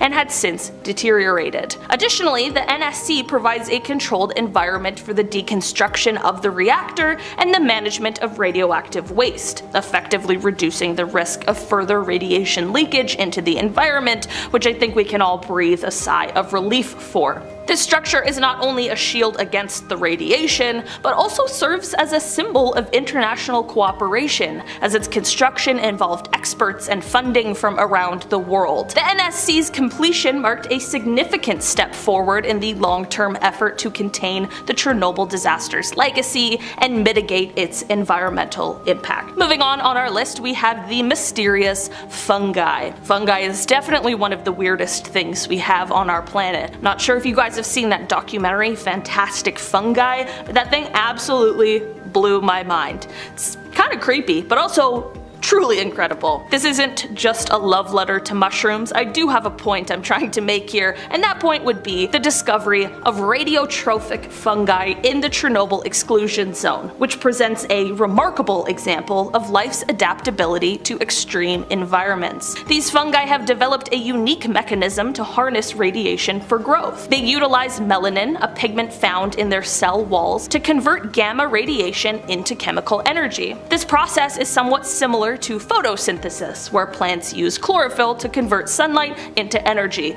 We all struggled to say that word in elementary school when we learned about it, but in this case, instead of sunlight, the fungi are using radiation as their energy source. This discovery opens new avenues for research in the fields of biology, ecology, and biotechnology. From a biological standpoint, it provides insights into how organisms adapt to and thrive in hostile environments, which could be crucial for understanding life in extreme conditions on Earth and potentially other planets too. In terms of practical applications, these radiotrophic fungi could be used in bioremediation to clean up radioactive waste or environments contaminated by nuclear accidents. The fungi are fantastic, what can I say? Next up on our list, we have the government cover-up theory. What's a good list without a little government conspiracy, you know what I mean? After the release of the incredible HBO show Chernobyl, which if you haven't seen it, it is a must-watch. I'm looking at you, Taylor. Truly such a good show, very unsettling. After the show's release, the Russian government released a statement saying that the show was actually anti-Soviet Union propaganda and that they would be releasing their own Chernobyl show, which would detail how the CIA was actually the cause for the original nuclear disaster. Rumor has it that the CIA sabotaged something which caused the reactor to melt down, and the whole thing was actually America's fault. I have no way of either proving or disproving this theory or legend, but I think it's probably safe to say that someone here isn't telling the truth. I'll let you decide for yourself. And finally, rounding out our list today, we have the alien cleanup. Okay, just one more bizarre theory. There's always gotta be an alien story to keep things interesting and to add to the list of questions we have for extraterrestrials when we hopefully eventually find them. Rather than the aliens causing the disaster, which might be where your mind went, instead this legend suggests that they helped in the aftermath. Apparently, some people out there think that the Chernobyl disaster wasn't as bad as it should have been. I don't think they mean it in as bad of a way as that sounds, but rather that they are surprised that the amount of people who passed in the disaster wasn't higher considering how bad the whole ordeal actually was. This, coupled with an apparent eyewitness account from a man named Mikhail Veritsky, who claimed he saw a fiery ball of light hovering for a few minutes above the exposed reactor on the night of the incident, has led people to speculate that maybe our friendly alien neighbors swooped down in the nick of time to help clean up the mess that was made. Apparently, this ball of light was also seen on September 16th, 1989, when there was more radiation leaking from the unit at Chernobyl, which some claim was the aliens containing the radiation. Honestly, I'd like to think that this one is true, because what a nice thing for the aliens to do. They probably have their own nuclear weapons, so they certainly didn't need ours, and we really did not have the tools to clean it up, so I can definitely appreciate the fact that they were willing to lend a helping hand. This image may not look all that striking at first, but there's an interesting backstory here. Months after the disaster, the Soviets wanted a final gesture to show that the cleanup on the roof of reactor number 3 was done, so they ordered 3 men to climb the chimney beside the destroyed reactor and plant a red flag on the top of it. The only way up was a 25-story spiral staircase. Everyone involved knew the radiation up there was still pretty high. Helicopter crews had already tried tried twice and had to turn back, so the job fell to 3 liquidators: radiation specialist Alexander Yurchenko, who carried the flagpole, Valery Starodomov, who held the flag, and Lieutenant Colonel Alexander Sotnikov, who handled the radio and kept track of the time. They were told the whole thing needed to be wrapped up in 9 minutes. Any longer, and the dose they'd absorb would be dangerously high. The men made the climb, reached the top, and got the flag secured over the ruins of the reactor that had blown apart just months earlier. Then they came back down the same narrow staircase, knowing they just stood in one of the most radioactive spots on the planet. Once it was done, what did they get in return? A very Soviet reward. They each got a bottle of Pepsi, which was considered a rare treat at the time, and were given a single day off before returning to work. This is a pretty haunting image, even without context. A guy in a gas mask pushing a stroller. What's the story behind this one? Well, there's not a lot of detail to dive into, but it is exactly what it looks like. A liquidator wearing a gas mask and protective suit pushing a baby in a carriage. The child was found in an abandoned house in Tetsenki while the worker was measuring radiation during the cleanup. The village had been emptied after the disaster, and some people, like this infant, were somehow left behind. Workers had to go through deserted homes, streets, and villages, checking for radiation and making sure no one was still inside. In this case, someone was. This photo is from June of 1986. It's a Swedish farmer wearing a gas mask and a protective suit shoveling feed. Nothing about the scene looks all that dramatic at first glance, aside from, of course, him looking like he's cleaning up a toxic spill, which he basically was. The feed was contaminated by the radioactive cloud that drifted out of Chernobyl. He's not a scientist, he's not a cleanup worker, not someone stationed near the disaster. This is just a farmer. So it goes to show how widespread this disaster actually was. Radiation didn't just stay, over there. Countries hundreds of miles away had to toss out crops, quarantine livestock, and deal with contaminated soil and water. In case you needed some visual proof of the Chernobyl exclusion zone still being very dangerous, look at this photo taken in Pripyat in 2017. Here we see a Geiger counter next to a metal claw, reading 679,000 counts per minute. To put that in perspective, a normal background radiation level is usually around 20 to 50 counts per minute. Even a level of a few thousand per minute is considered dangerous for short-term exposure. 679,000? That's off the charts. That's enough to kill someone in minutes if exposed directly. This claw isn't just contaminated, it is extremely radioactive. But what exactly is the claw, though? Here's a full view of it. The claw is a giant crane bucket, like a big mechanical scoop. It was used during the cleanup after Chernobyl to scoop up highly radioactive debris, things like graphite from the reactor core, concrete, and other fallout. After the cleanup, it was left in the forest near Pripyat, where it's now one of the most radioactive objects in the exclusion zone. Here we see a worker in full protective clothing and a mask handling boxes of vegetables in a landfill in Berlin.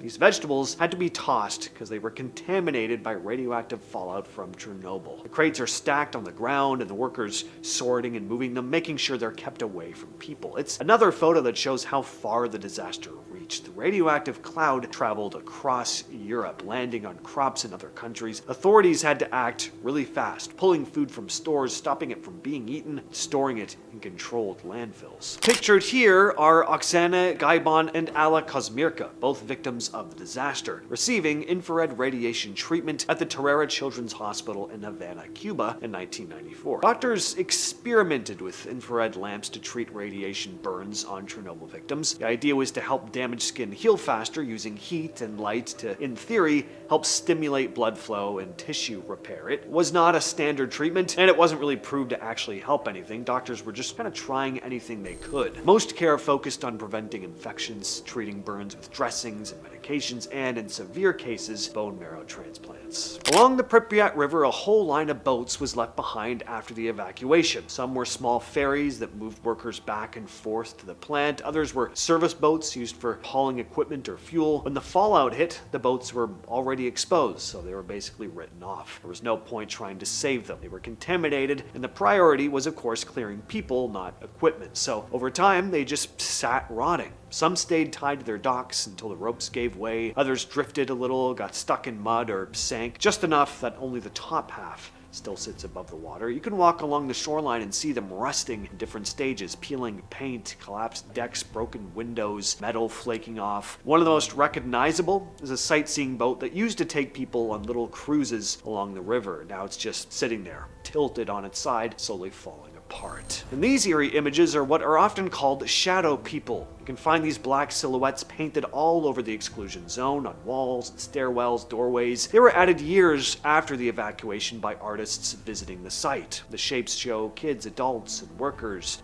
people who used to be everywhere before the city was abandoned. They're not memorials or official markers, but it does help fill the empty spaces left behind. It gives a sense of presence to the people who were forced to leave. They're a little eerie, but it does add this somber beauty to the place too. Here we see the red forest being cleaned up. The dead radioactive trees were cut down and soil was disturbed. Dust containing radioactive particles could easily get picked up by wind and then spread to other areas. So to help stop that, crews sprayed the cleared area with a special solution, basically a type of liquid that soaks into the soil and debris. The solution helps bind the radioactive particles together, keeping them from flying up into the air. It doesn't remove the radiation, but it reduces the risk of it spreading, at least. The red forest is the area right next to the Chernobyl reactor, where the explosion and fallout killed thousands of pine trees almost instantly, turning the needles this reddish brown. After the disaster, the forest became one of the most radioactive places on Earth. Cleanup crews had to go in wearing full protective gear, cutting down trees, raking contaminated soil, and burying it in trenches. The work was dangerous. Every piece of debris, every tree, every scoop of soil was just full of contamination. They used bulldozers and trucks to remove the dead trees and bury radioactive material, creating huge piles of waste covered with sand and concrete. And even decades later, this forest is still highly radioactive. And finally, in this photo, two liquidators are walking through a field inside the exclusion zone. They're wearing those bulky anti-chemical suits and pig muzzle masks. The suits look protective, but they didn't actually do much to shield them from the kind of radiation they were surrounded by. They're mostly meant to keep radioactive dust off their skin, not stop the radiation itself. They're holding these older style radiation counters, equipment that was already outdated by the time the accident happened. It, of course, wasn't ideal for measuring fast changing levels out in open fields, but it was all they had. Their job was to check the soil and the young plants to see how much contamination had settled there. Plants in the field weren't going to be harvested or eaten, of course. Scientists kept sections of land like this untouched so they could track how radiation was affecting the plants and soil over time. In 1986, right after the Chernobyl disaster, a group of people known as the liquidators were called in to clean up the radioactive mess. This photo shows some of them at work, and if you look closely at the bottom, you'll see these strange white streaks on the film. Those are actually caused by radiation. A lot of these workers were not trained specifically for this type of work. Some were firefighters and soldiers, but there were also regular people thrown into the fire. They didn't have much protective gear, so some of them had to improvise with whatever they could find, like leather and lead plates. They worked in insane conditions, dealing with radiation levels that would have made most people collapse, and a lot of them ended up seriously sick later. Some died from exposure, and despite all that, they kept going, trying to contain one of the worst nuclear disasters in history.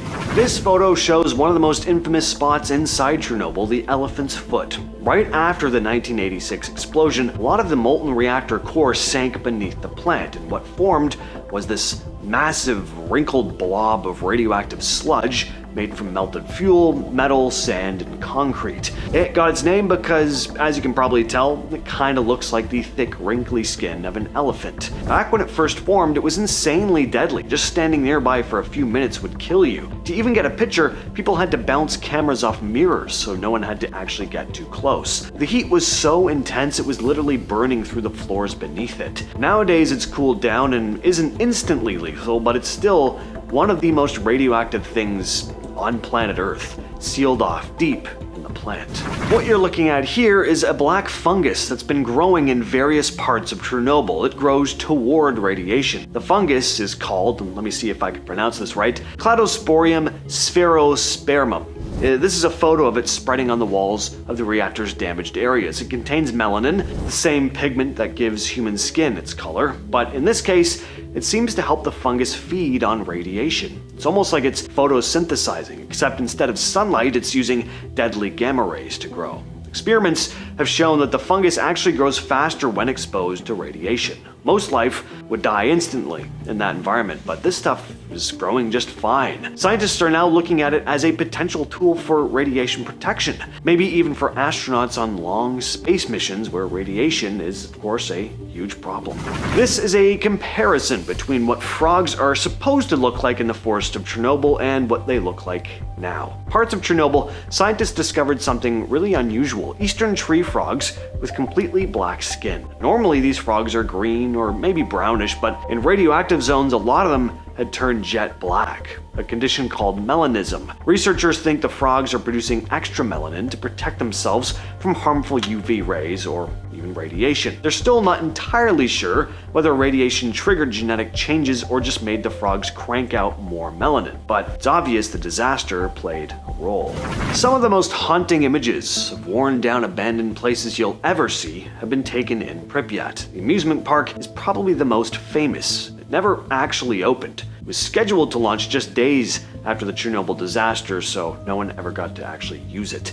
Today, the Ferris wheel is still standing, rusted and motionless, with the empty frames of bumper cars and a carousel sitting nearby. Everything is decaying, rusted to hell, and completely frozen in time. Picnic tables and benches have been left empty, pathways are cracked, and weeds and small trees have started to take over the area. All this was designed for crowds. Spaces for families, areas for kids to play. It's hard, not to feel slightly somber looking at these images.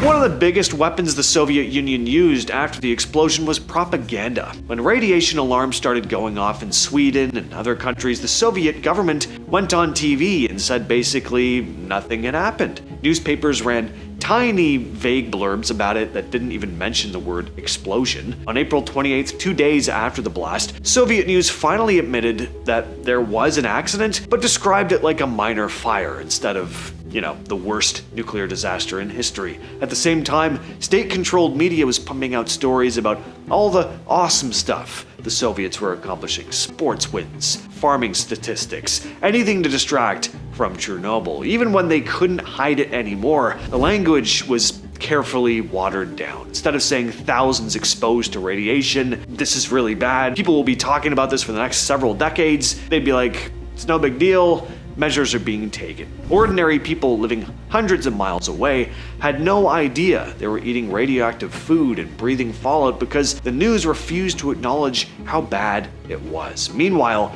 outside the USSR, scientists were publishing radiation readings that proved just how much the Soviets were lying, but more on that in a bit. When Reactor 4 exploded, the people living in Pripyat had no idea anything was wrong. Pripyat was a city built specifically for the plant's workers and their families, about 50,000 people. When Reactor 4 blew, radiation levels spiked immediately, but instead of getting people out, they told everyone to stay calm and carry on. So the next morning, kids went to school, parents went shopping, people were gardening and fishing while breathing in radioactive dust. The firefighters who rushed in weren't even told how bad it was, and most of them didn't have proper protective gear. By the time buses finally rolled in to take people away, 36 hours later, thousands of people had already been exposed to insane levels of radiation. When they left, they were told to pack light, like it was just for a weekend trip, but most never saw their homes again. Then all that time, the Soviet government was pretending to the outside world that nothing serious had even happened. When word of Chernobyl started to leak, pun intended, tourists and foreign workers inside Ukraine tried to get out. You'd think if the Soviets wanted to avoid attention, they'd quietly let people leave, but instead they locked things down. Train tickets were suddenly unavailable. There were reports of diplomats and foreign engineers being told there were just no seats available, even though half-empty trains were still running. Flights out of Kiev were heavily restricted, and some embassies had to fight to get their staff on planes. But why? Well, because letting a wave of foreigners flee all at once would have confirmed to the outside world that something really bad had happened. By trapping them in place, the Soviets tried to buy themselves time to control the story. Some foreigners later said they noticed soldiers quietly washing vehicles with hoses or strange military convoys moving through the night, but they weren't allowed to leave or ask questions. The irony is that by trying to contain the news this way, the Soviets, they just made everyone more suspicious, right? Other governments suddenly knew something was very wrong when their own citizens couldn't come home. When word of the accident got out, it got out. This was international news, and scientists from around the world wanted to know how bad the contamination really was. Journalists and researchers started taking soil, water, and air samples near Chernobyl to test them independently. Of course, the Soviets hated this because they wanted to keep the scale of the disaster quiet, so the KGB actually set up operations to swap out samples. Yes, for example, in 1987, a French journalist came to investigate and tried to collect soil and water samples. The KGB intercepted him, swapping his samples with clean ones. They also faked data in official reports, downplaying the radiation levels to make it seem safer than it really was. I mean, it sounds totally conspiratorial, but no, declassified KGB documents did confirm that this was going on. It's part of why, for years, people outside the USSR had no idea how much radiation had actually spread across other parts of Europe. Even countries like Sweden and Germany, which detected the fallout, had to piece the truth together on their own, because the Soviets were covering their tracks. Radiation didn't just hit the soil around the plant, it contaminated crops, livestock, fish, pretty much everything people were eating. The government tried to set up food checkpoints to keep radioactive food off the market, but I mean, nothing is foolproof. Farmers and vendors who didn't want to lose money could bribe inspectors to keep selling their tainted produce. Bread made from contaminated grain, meat from exposed animals.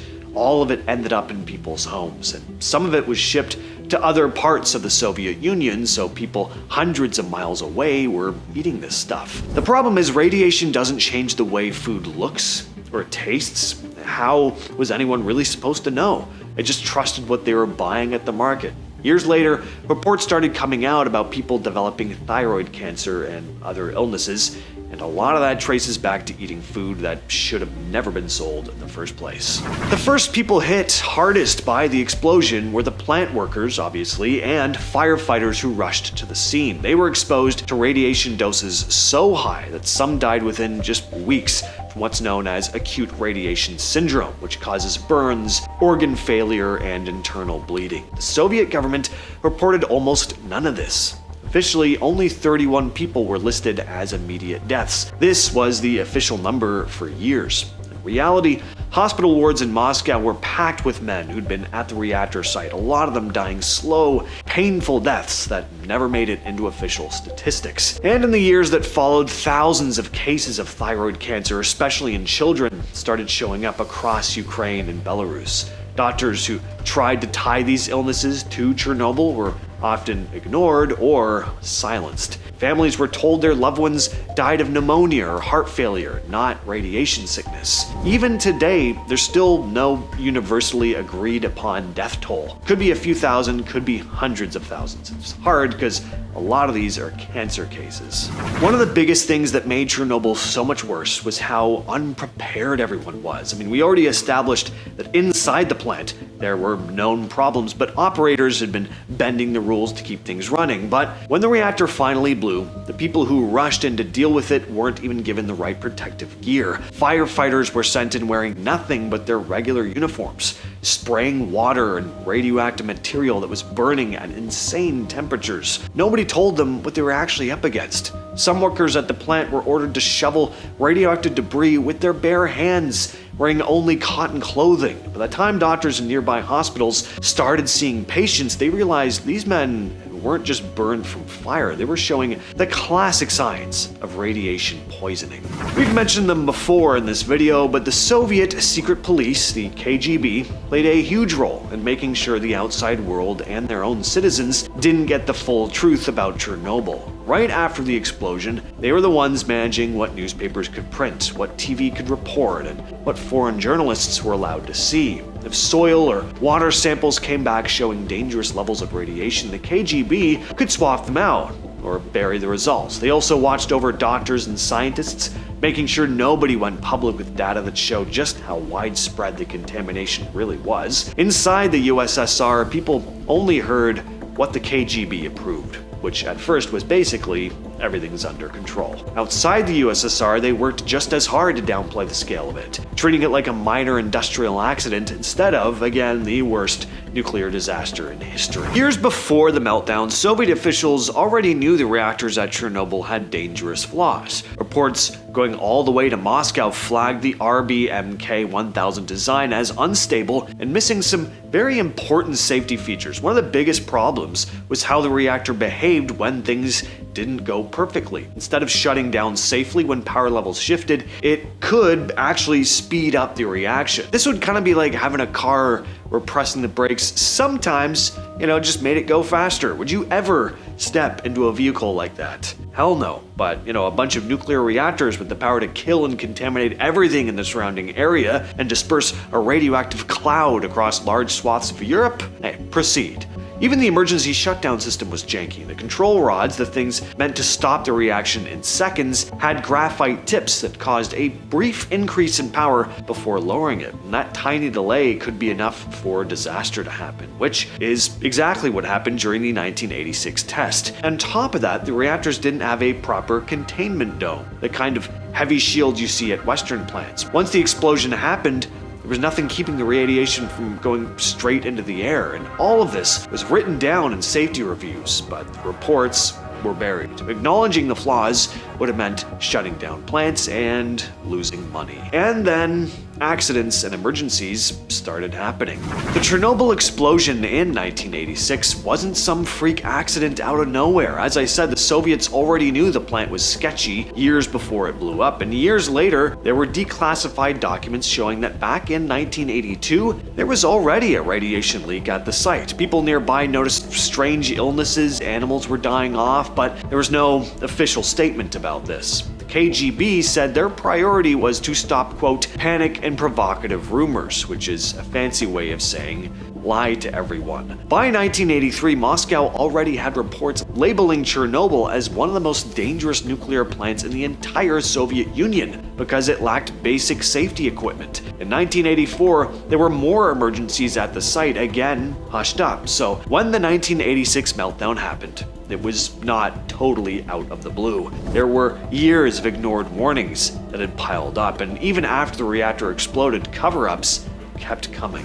We've mentioned Igor Kostin a couple times now, so let's talk more about him. Igor Fedorovich Kostin was one of the only 5 photographers in the world to actually capture the Chernobyl disaster up close. At the time, he was working for the Novosti press agency in Kiev, and he rushed to the site to document what was happening. His aerial shots of the nuclear plant showing the full scale of the destruction were published around the world and instantly terrified people, especially since Soviet media was barely saying anything. They didn't start releasing official information until 2 days later, and even then, they're still trying to downplay things. Kostin didn't just take dramatic photos of the explosion or the plant, though. He went again and again to document the aftermath. He photographed cleanup crews, animals, and of course, the everyday people who were being affected. Patients in hospitals, people being evacuated, whatever he could. He put himself at serious risk, of course, every time he went back, eventually absorbing 5 times the safe limit of radiation and developing health issues later on. He continued his work for years, though, trying to show the world the real cost of the disaster. Kostin died in a car accident in Kiev in 2015 at 78. But he left behind all these incredible raw images that pulled back the curtain on one of the worst nuclear disasters in history. And yet another photo snapped by Igor Kostin. This is the funeral of Alexander Goryev in 1988. He was one of the liquidators who worked on the roof of Reactor 3, the guys they called roof cats, because they were sent up onto the reactors where the radiation was the worst. Goryev ended up dying from a radiation-related illness, one of the many who didn't make it long after the cleanup. These people bravely climbed onto the most radioactive parts of the plant, often with barely any protection. Radiation followed them home, made them sick, and killed them, some almost immediately, others years later. Here's a disturbing image. This is a photo of a member of the Ukrainian Academy of Sciences holding a mutated colt. The foal was nicknamed the Gorbachev colt. after a life-size photo of it was sent to Soviet President Mikhail Gorbachev in 1988 to show the effects that the Chernobyl disaster was having on the wildlife. Take a look at its feet. You notice how twisted and deformed they are. Ugh. We hear a lot about animals being mutated by radiation, but I mean, actually seeing physical evidence of it like this, man, it just hits on a whole other level. And this was not a rare occurrence. Birds, cows, insects, as we mentioned earlier, pigs, were all being born with deformities across the zone. There are a few haunting photos showing the evacuations from Pripyat and the surrounding areas after the explosion. On April 27, 1986, around 49,000 people were told to leave. At the time, they were being told it would just be temporary. Buses and trucks arrived to get everyone out, and you notice how no one is wearing gas masks. Supposedly, they didn't tell people to. If they did, everyone would know how bad the situation really was. And like I said, they were trying to still downplay everything. People left almost everything behind. They were told to just bring their documents and a few personal belongings. Pets, farm animals were abandoned, and the areas were quickly sealed off. Over the next few weeks, tens of thousands more were evacuated from towns within the 30-kilometer exclusion zone, eventually moving over 116,000 people. Many never returned, but some actually did. They're called Samosli, which just means self-settlers. Most are older people who didn't want to leave their homes, farms, and villages behind. It was just all they knew. But some couldn't return to their homes even if they wanted to. This photo shows something most people never realize happened after Chernobyl. They had to bury entire towns. This bulldozer is digging a trench that house there is about to be pushed into. When radiation spread, the Soviet cleanup crews were told to destroy anything that couldn't be decontaminated. Homes, barns, schools. They'd go from village to village, painting big X's on buildings that were just lost causes. And the bulldozers came in, they'd crush the walls, dump the rubble into a pit. In some places, they even poured concrete over it. This photograph was taken in Hospital Number 6 in Moscow, the main facility that treated Chernobyl's radiation victims. After the explosion, dozens of firefighters and plant workers were flown there immediately, many of them barely conscious. The hospital had a special radiation unit run by Dr. Angelina Goskova and Dr. Robert Gale, who were forced to kind of improvise treatments that didn't really exist yet. They had to isolate the patients completely because even their sweat and breath could contaminate anyone nearby. So in this photo, you see a doctor working through a plastic wall using long gloves, treating a patient who'd already had a bone marrow transplant, the last-ditch effort to replace cells destroyed by radiation. These transplants rarely actually worked. Most patients' immune systems were just too damaged to recover, and infections would set in within days. Some of them didn't even survive long enough for their hair to fall out. They were gone within 2 weeks. Hospital Number 6 was full of scenes like this. Rooms sealed off, nurses wearing full protective suits, patients whose skin had started to peel from radiation burns. Visitors weren't allowed, and even doctors had to limit their time near the beds. This is the very first photo ever taken of the Chernobyl reactor after the explosion. April 27th, 1986, around 4 p.m., almost 14 hours after it blew. The man who took it was Igor Kostin, a photojournalist from Kiev who flew in on the first helicopter sent to survey the site. He didn't know it yet, but just being there probably gave him a fatal dose of radiation. The foggy look of the photo is not caused by fog, it's radiation. The film itself was being damaged as he shot it. Even standing at the helicopter window was dangerous, which is why the photo was taken from a distance and slightly off angle. At about 200 meters above the reactor, radiation levels hit around 1500 rems. Rem is just a way to measure how much radiation your body absorbs and how badly it can hurt you. 1 rem might give you a tiny chance of getting sick later, 100 rem will make most people seriously ill, and 400 to 500 is enough to kill about half of the people exposed in a month. So 1500 rems, that is insanely high, enough to kill someone in just a few minutes. The helicopter crew wasn't shielded from it, and even the instruments on board maxed out at 500 rems, so they didn't even realize how deadly this was. The air was literally hot enough to start frying their bodies from the inside out, and many of the crew on that flight later got sick from radiation exposure. This image was taken in 1989, a woman holding up a newborn pig that obviously was not born healthy. clear victim of radioactive fallout. It is grotesque to say the least. One of those images that just makes you want to take a shower after seeing it. I don't really have a lot to say about this image other than it's a very raw photo of the direct effect the disaster had and still has on the animals living in the exclusion zone. You don't need any context to know something went horribly wrong here either. This is a truly nightmarish image. A man lies in a hospital bed covered in thick bandages. You can't even see his face, it's just layers of gauze. You'll also notice he has these metal hoops around his hands holding his fingers apart. Yeah, that's so his skin doesn't tear or stick. He was one of the firefighters from Chernobyl, flown to hospital number 6 in Moscow right after the explosion. The doctors there said the radiation burns were unlike anything they'd ever seen. Not normal burns from heat, but cell death from the inside out. It's hard to find information on this photo specifically. Not exactly sure who it is, but again, it was one of the firefighters who fought the blaze on the reactor roof. Possibly 27-year-old V.I. Starvoit. He had burns over a third of his body and needed to be kept in total isolation because his skin itself was radioactive. Unbelievably horrifying.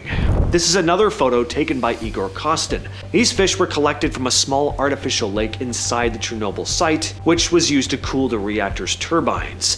These fish died from radiation exposure. They are abnormally large, bloated, and flabby. Some had just jumped out of the water, making them easy to pick up by hand. It's a clearer snapshot of how radiation affected animal life almost immediately after the disaster. The lake was supposed to be part of the plant's cooling system, but after the explosion, it became a toxic death trap, killing everything in it. This was happening everywhere. Rivers, lakes, and soil around Chernobyl were exposed to massive amounts of radiation, causing mutations and massive die-offs of animals.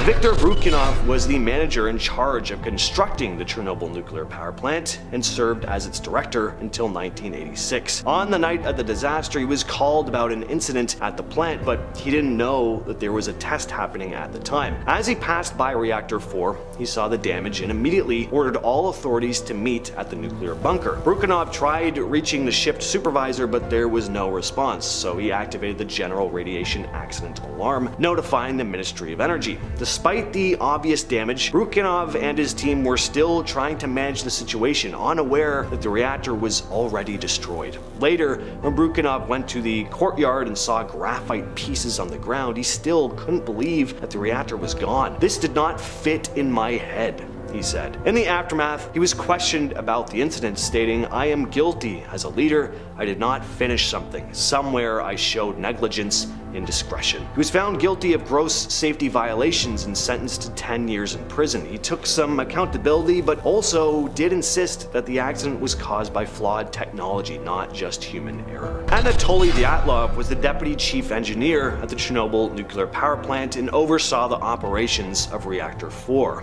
On the night of the disaster, Dyatlov was supervising the test that went horribly wrong. Before the test, he ordered the reactor power to be reduced to 200 megawatts, but when the reactor stalled, they couldn't raise it without risking a dangerous situation. But Dyatlov allowed the power to be increased, not fully understanding the risks. Unfortunately, this power increase led to the reactor's explosion, and even after the explosion, Dyatlov was in denial about how severe this really was. He continued ordering actions to restore control, like trying to manually insert control rods, but by then, it was just too late. When radiation sickness set in, he tried to report to his superiors, all while showing symptoms like vomiting from radiation exposure. He spent time in the hospital and suffered hair loss and burns from radiation, but he did survive. He was later blamed for the disaster in court, but he insisted that the reactor's design flaws, not operation error, were to blame. He was sentenced to 10 years in prison. He later wrote about the flaws in the reactor design, claiming that the accident was, quote, caused by completely inappropriate characteristics of the reactor.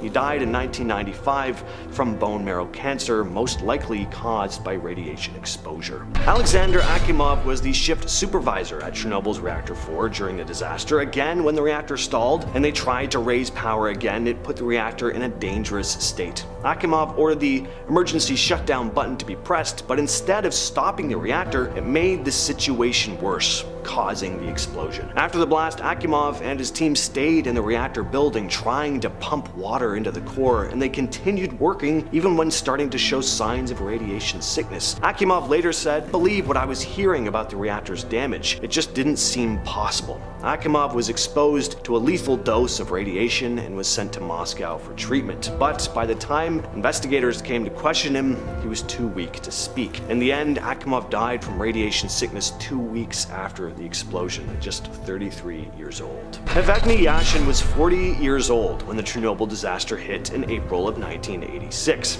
He worked as a chemist at the plant, and on that fateful day, he was on a bus heading to work. Recalling the incident in an interview, he said, "Everyone was talking about the explosion of the reactor's emergency cooling system, but passing by the fourth power unit, it became clear to us that it was much more serious than expected. The wall of the reactor had completely fallen out, and a glow could be seen, resembling a steel foundry oven. We took action immediately." End quote. Yashin was in charge of a 300-person team at Chernobyl's chemical workshop, where their main job was to prepare demineralized water and process radioactive waste. "We prepared the water to extinguish the reactor, walked knee-deep in water, and organized pumping. Water appeared to be flowing endlessly. The system was launched at full capacity, and more water was required," he said. On April 27th, Pripyat was evacuated, and Yashin remembers the buses going through the city to pick up residents and staff en route. By early May, staff began suffering serious side effects. Doctors were regularly monitoring their health, and some were even taken out of the zone to rest. Years later, Yashin still feels the effects on his health. For one, he has cancer, and he's gone on to say, "Very few of my colleagues are still alive. I am surprised that I, myself, am still alive." Another man I think is worth mentioning is Igor Kostin. Igor Kostin was one of only 5 photographers to capture images during the disaster. Working for the Novosti press agency in Kiev, he was sent to cover the immediate aftermath of the accident. You may have never heard his name, but you've probably seen his photos. Kostin's aerial images of the plant have become pretty iconic, and at the time, he was showing the true scale of the destruction when the Soviet government was trying to downplay how bad it really was. But Kostin didn't just photograph the immediate aftermath, he also documented the long-term effects, including deformities in animals born in the contaminated area. He made repeated trips into the exclusion zone to document the destruction caused by nuclear radiation. He passed away in 2015 at 78 years old. In the days following the Chernobyl disaster, dozens of lives were lost. But just 10 days later, there was a new threat in the form of potential nuclear steam explosions. There was now a concern about corium, a radioactive lava-like substance mixing with the water in the bubbler pools below. If that happened, it could cause a steam explosion, releasing even more radiation into the area. These explosions could have sent radioactive steam as far as Minsk, about 200 miles away. So to prevent this, the decision was made to drain the pools by opening the sluice gates. The problem was that these gates were controlled by valves located in a flooded underground annex next to Reactor 4. The path to the valves had been cleared, but the water was still knee-deep in some areas, thanks to firefighters who had used specialized hoses to make it passable. 3 men volunteered for the task: Alexei Ananenko, Valery Bezpolov, and Boris Boranov. Nobody thought they were going to survive, including these 3 who figured that they would die from radiation exposure, but they went ahead anyway, ready and willing to give up their lives in order to save hundreds of thousands of others. And miraculously, they succeeded, preventing an even worse disaster. Alexei Ananenko is still alive, now living in Kiev, as well as Valery Bezpolov. Unfortunately, Boris Boranov is no longer with us, but he survived 20 years after the mission, passing away in 2005 at the age of 64. All 3 have since been awarded the title Hero of Ukraine. This is Vasily Ignatenko. He was a Soviet firefighter, one of the first on the scene after the Chernobyl explosion in 1986. On that night, he and his team were called in to put out fires at the power plant, which had been caused by the debris from the exploded reactor. Ignatenko and his crew climbed up to the roof of the building, where they had to fight flames caused by radioactive material. They were dealing with fires, but at the same time, the radiation levels were severe. As they worked, they started feeling the effects of radiation sickness, nausea, weakness, and vomiting. The water system had been damaged in the blast, so they had to use hoses from a fire escape to put out the fires, but it wasn't enough to protect them from the radiation. Eventually, they couldn't keep going. Ignatenko and the others were helped down from the roof and rushed to the hospital. He was later transferred to Moscow, where doctors tried a bone marrow transplant, but it didn't work. His body just kept deteriorating. By May 13th, just a couple weeks after the disaster, Ignatenko passed away from the effects of radiation poisoning. It only makes sense to talk about Vasily's wife, Lyudmila Ignatenko, as well. She stayed by his side until his death, knowing full well that she could be exposed to harmful radiation too. After the explosion, Lyudmila traveled with Vasily's father to Moscow, where he was being treated for severe radiation poisoning. Even though his condition was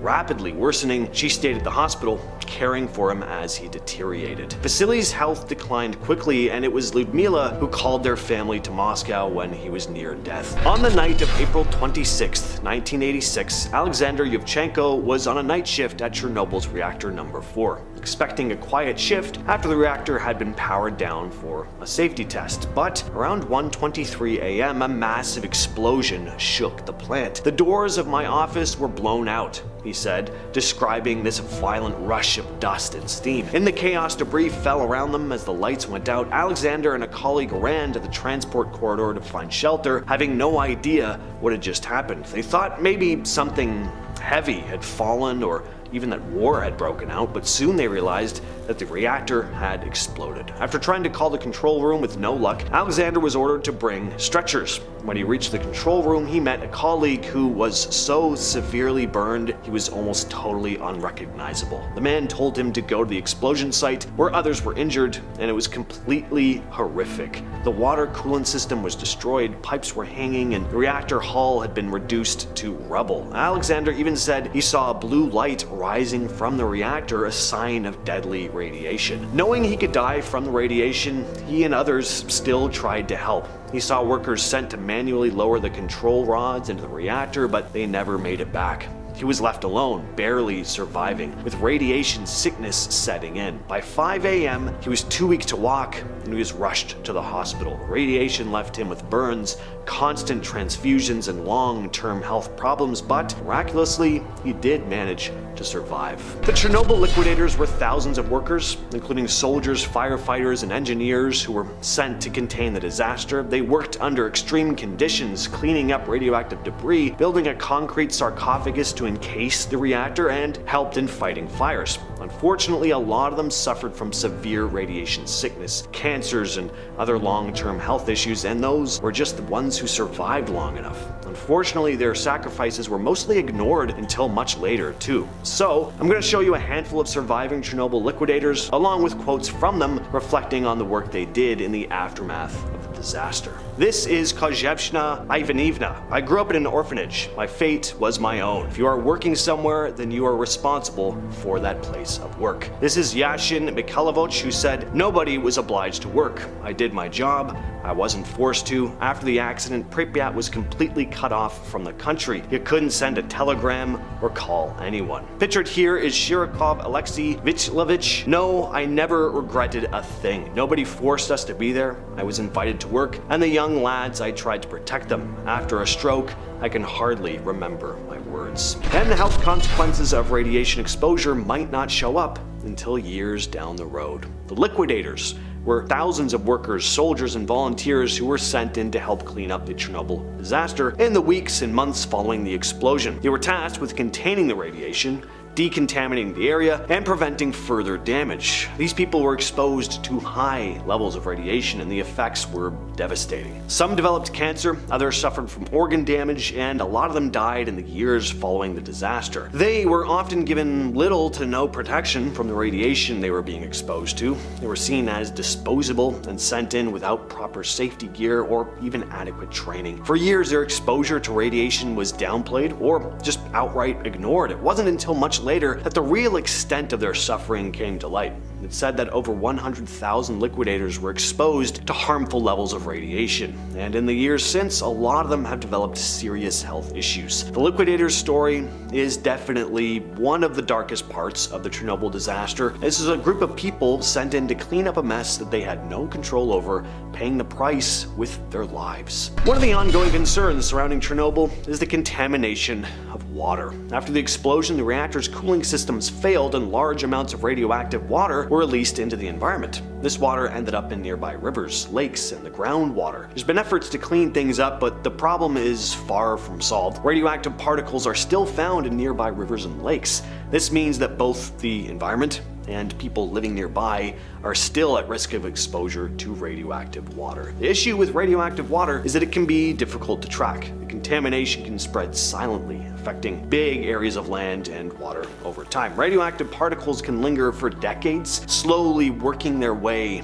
into the environment, and as I already discussed, this can and has led to long-term health issues. After the original concrete structure known as the sarcophagus started to degrade, a newer, larger sarcophagus was built around the Chernobyl reactor. The goal was to contain the radiation and prevent it from spreading further. The new safe confinement, as it's called, is this huge structure designed to last for at least 100 years. Now, while it is a major improvement over the original sarcophagus, there are still some concerns. First of all, it's only designed to last a century, and we have no real idea of what will happen to the thing once it starts to deteriorate. If it fails, the consequences could be catastrophic. The new safe confinement is designed to keep radiation contained, but there's always a possibility of something going wrong. For example, if the structure were to collapse or crack, there's a risk of radiation leaking into the environment. The idea that we have to rely on this temporary fix for such a long-term problem is a bit unsettling. The wildlife around Chernobyl has actually been doing pretty well since humans have left, but there's a pretty disturbing side to that. A lot of the animals are showing signs of mutations.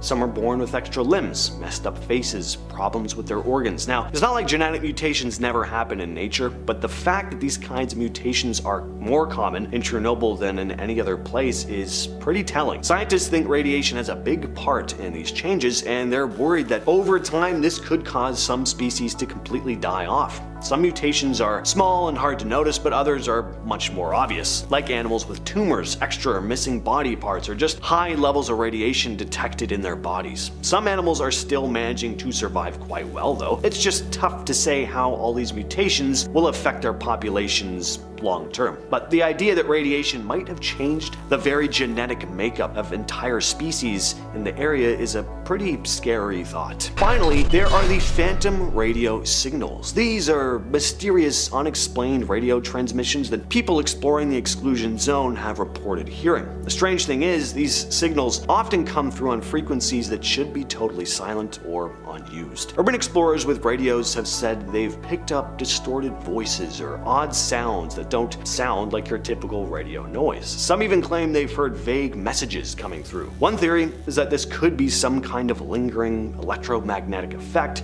from the nuclear disaster, but those who lean towards more paranormal stuff say the signals might be coming from the spirits of people who died during the disaster, trying to reach out through the radio. The elephant's foot is one of the most disturbing remnants of the Chernobyl disaster. It's a large mass of graphite and concrete that formed underneath reactor number 4 after the explosion. When the reactor melted down, the materials that were inside started to mix and solidify, creating this massive, oddly shaped toxic lump.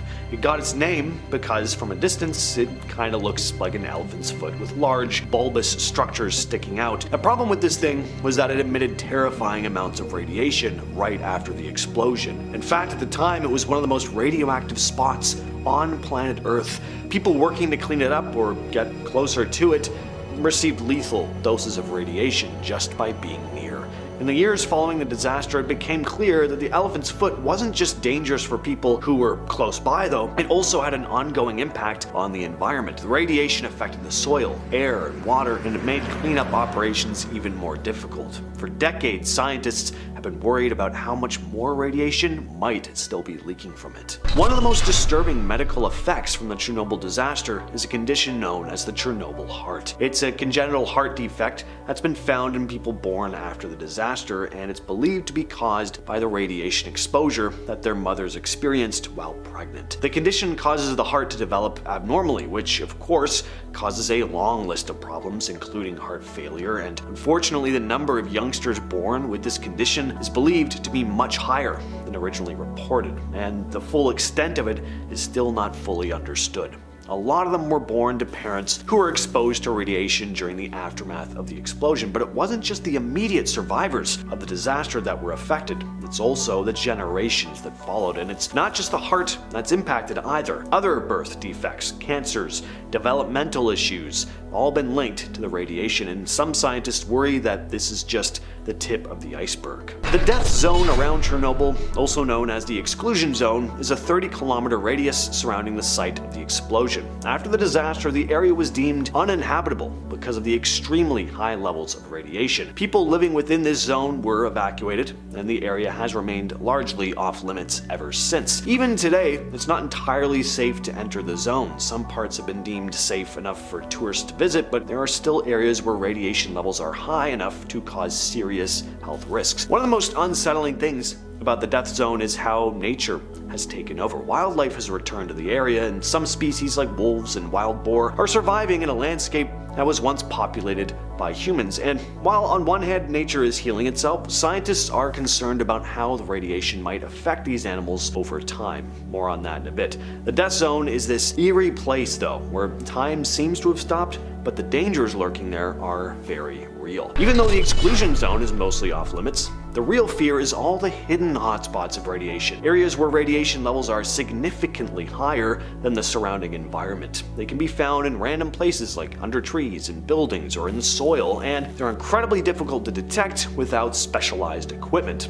Some of these hotspots have been measured at radiation levels so high that a person spending even a short time in the area would receive a deadly dose. The worrying part about these hotspots is that we don't know exactly how widespread they are either. Even scientists studying the area have been caught off guard by these invisible pockets of radiation. In some cases, the radiation is buried deep underground, and it's nearly impossible to predict where it might show up next. In the long term, these hotspots could cause serious health issues for anyone who ventures into the area, even if avoiding the exclusion zone. See, one of the scariest things about radiation is that it's invisible. You can't see it, smell it, or taste it, and it can seep into the environment in ways that are hard to track. When the Chernobyl reactor exploded, radiation was released into the atmosphere and spread over large areas of Europe. While we know that radiation has a very real dangerous effect on human health, the real fear is how it can stay hidden in the environment. It's in the soil, the water, even the air, and you might not even know you're being exposed to it until it's too late. Today, certain crops in areas surrounding the exclusion zone still have radioactive traces, and scientists worry that it could affect the food supply for generations.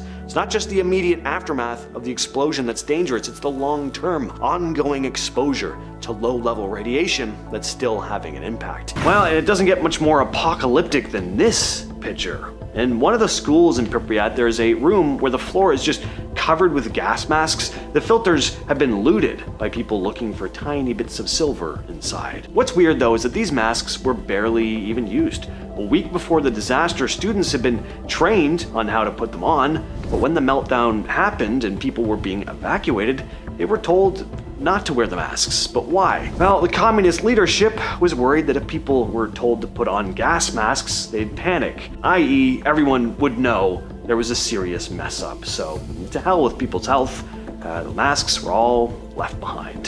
Pripyat Hospital, officially known as Hospital Number 126, treated people immediately after the Chernobyl disaster. In the hours following it, dozens of firefighters, plant workers, and first responders who were exposed to high doses of radiation were rushed here for urgent care. Their highly irradiated clothing was then hastily dumped in the hospital's basement, which is now one of the most dangerously contaminated areas in Pripyat. The most critical patients were later transferred to a specialist hospital in Moscow, but now 126 sits completely empty and decaying. Equipment sits rusting in the rooms, peeling paint flakes off the walls and the floors are cracked. Beds are still in the wards though, with some torn sheets or medical supplies left behind. The maternity ward, that's especially eerie. It's got cribs still sitting in place and some baby dolls on the floor. Operating rooms have surgical tools left out, and through all of it, nature has started creeping in through the broken windows.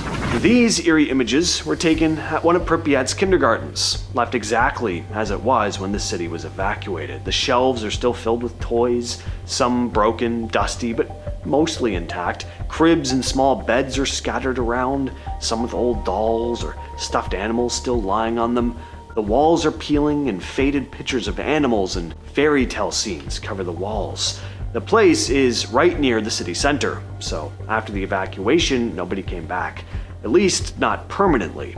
Outside, weeds and small trees are starting to creep in through the windows, and the flooring is cracked and decayed. Even decades later, nothing has been removed aside from the occasional looter. Looking at these images, it's a strange mix of ordinary and unsettling. Normal objects left behind, yet everything abandoned in a hurry. The Azure swimming pool in Pripyat is one of the more unusual abandoned spots you'll see photos of. It was built in the 70s, a large indoor pool, diving boards, changing rooms, a small gym area. After the disaster, the pool stayed open for a short bit, mainly for liquidators and plant workers to wash off contamination, but eventually it was of course completely abandoned. As you can probably tell looking at it, the tiles are cracked, faded, and covered in dust. The pool's upper balcony and viewing areas are crumbling with broken railings and peeling paint. The diving boards hang rusted in place, and the pool is empty, exposing the floor underneath, giving the whole building, just like pretty much everywhere else in Pripyat, a post-apocalyptic vibe.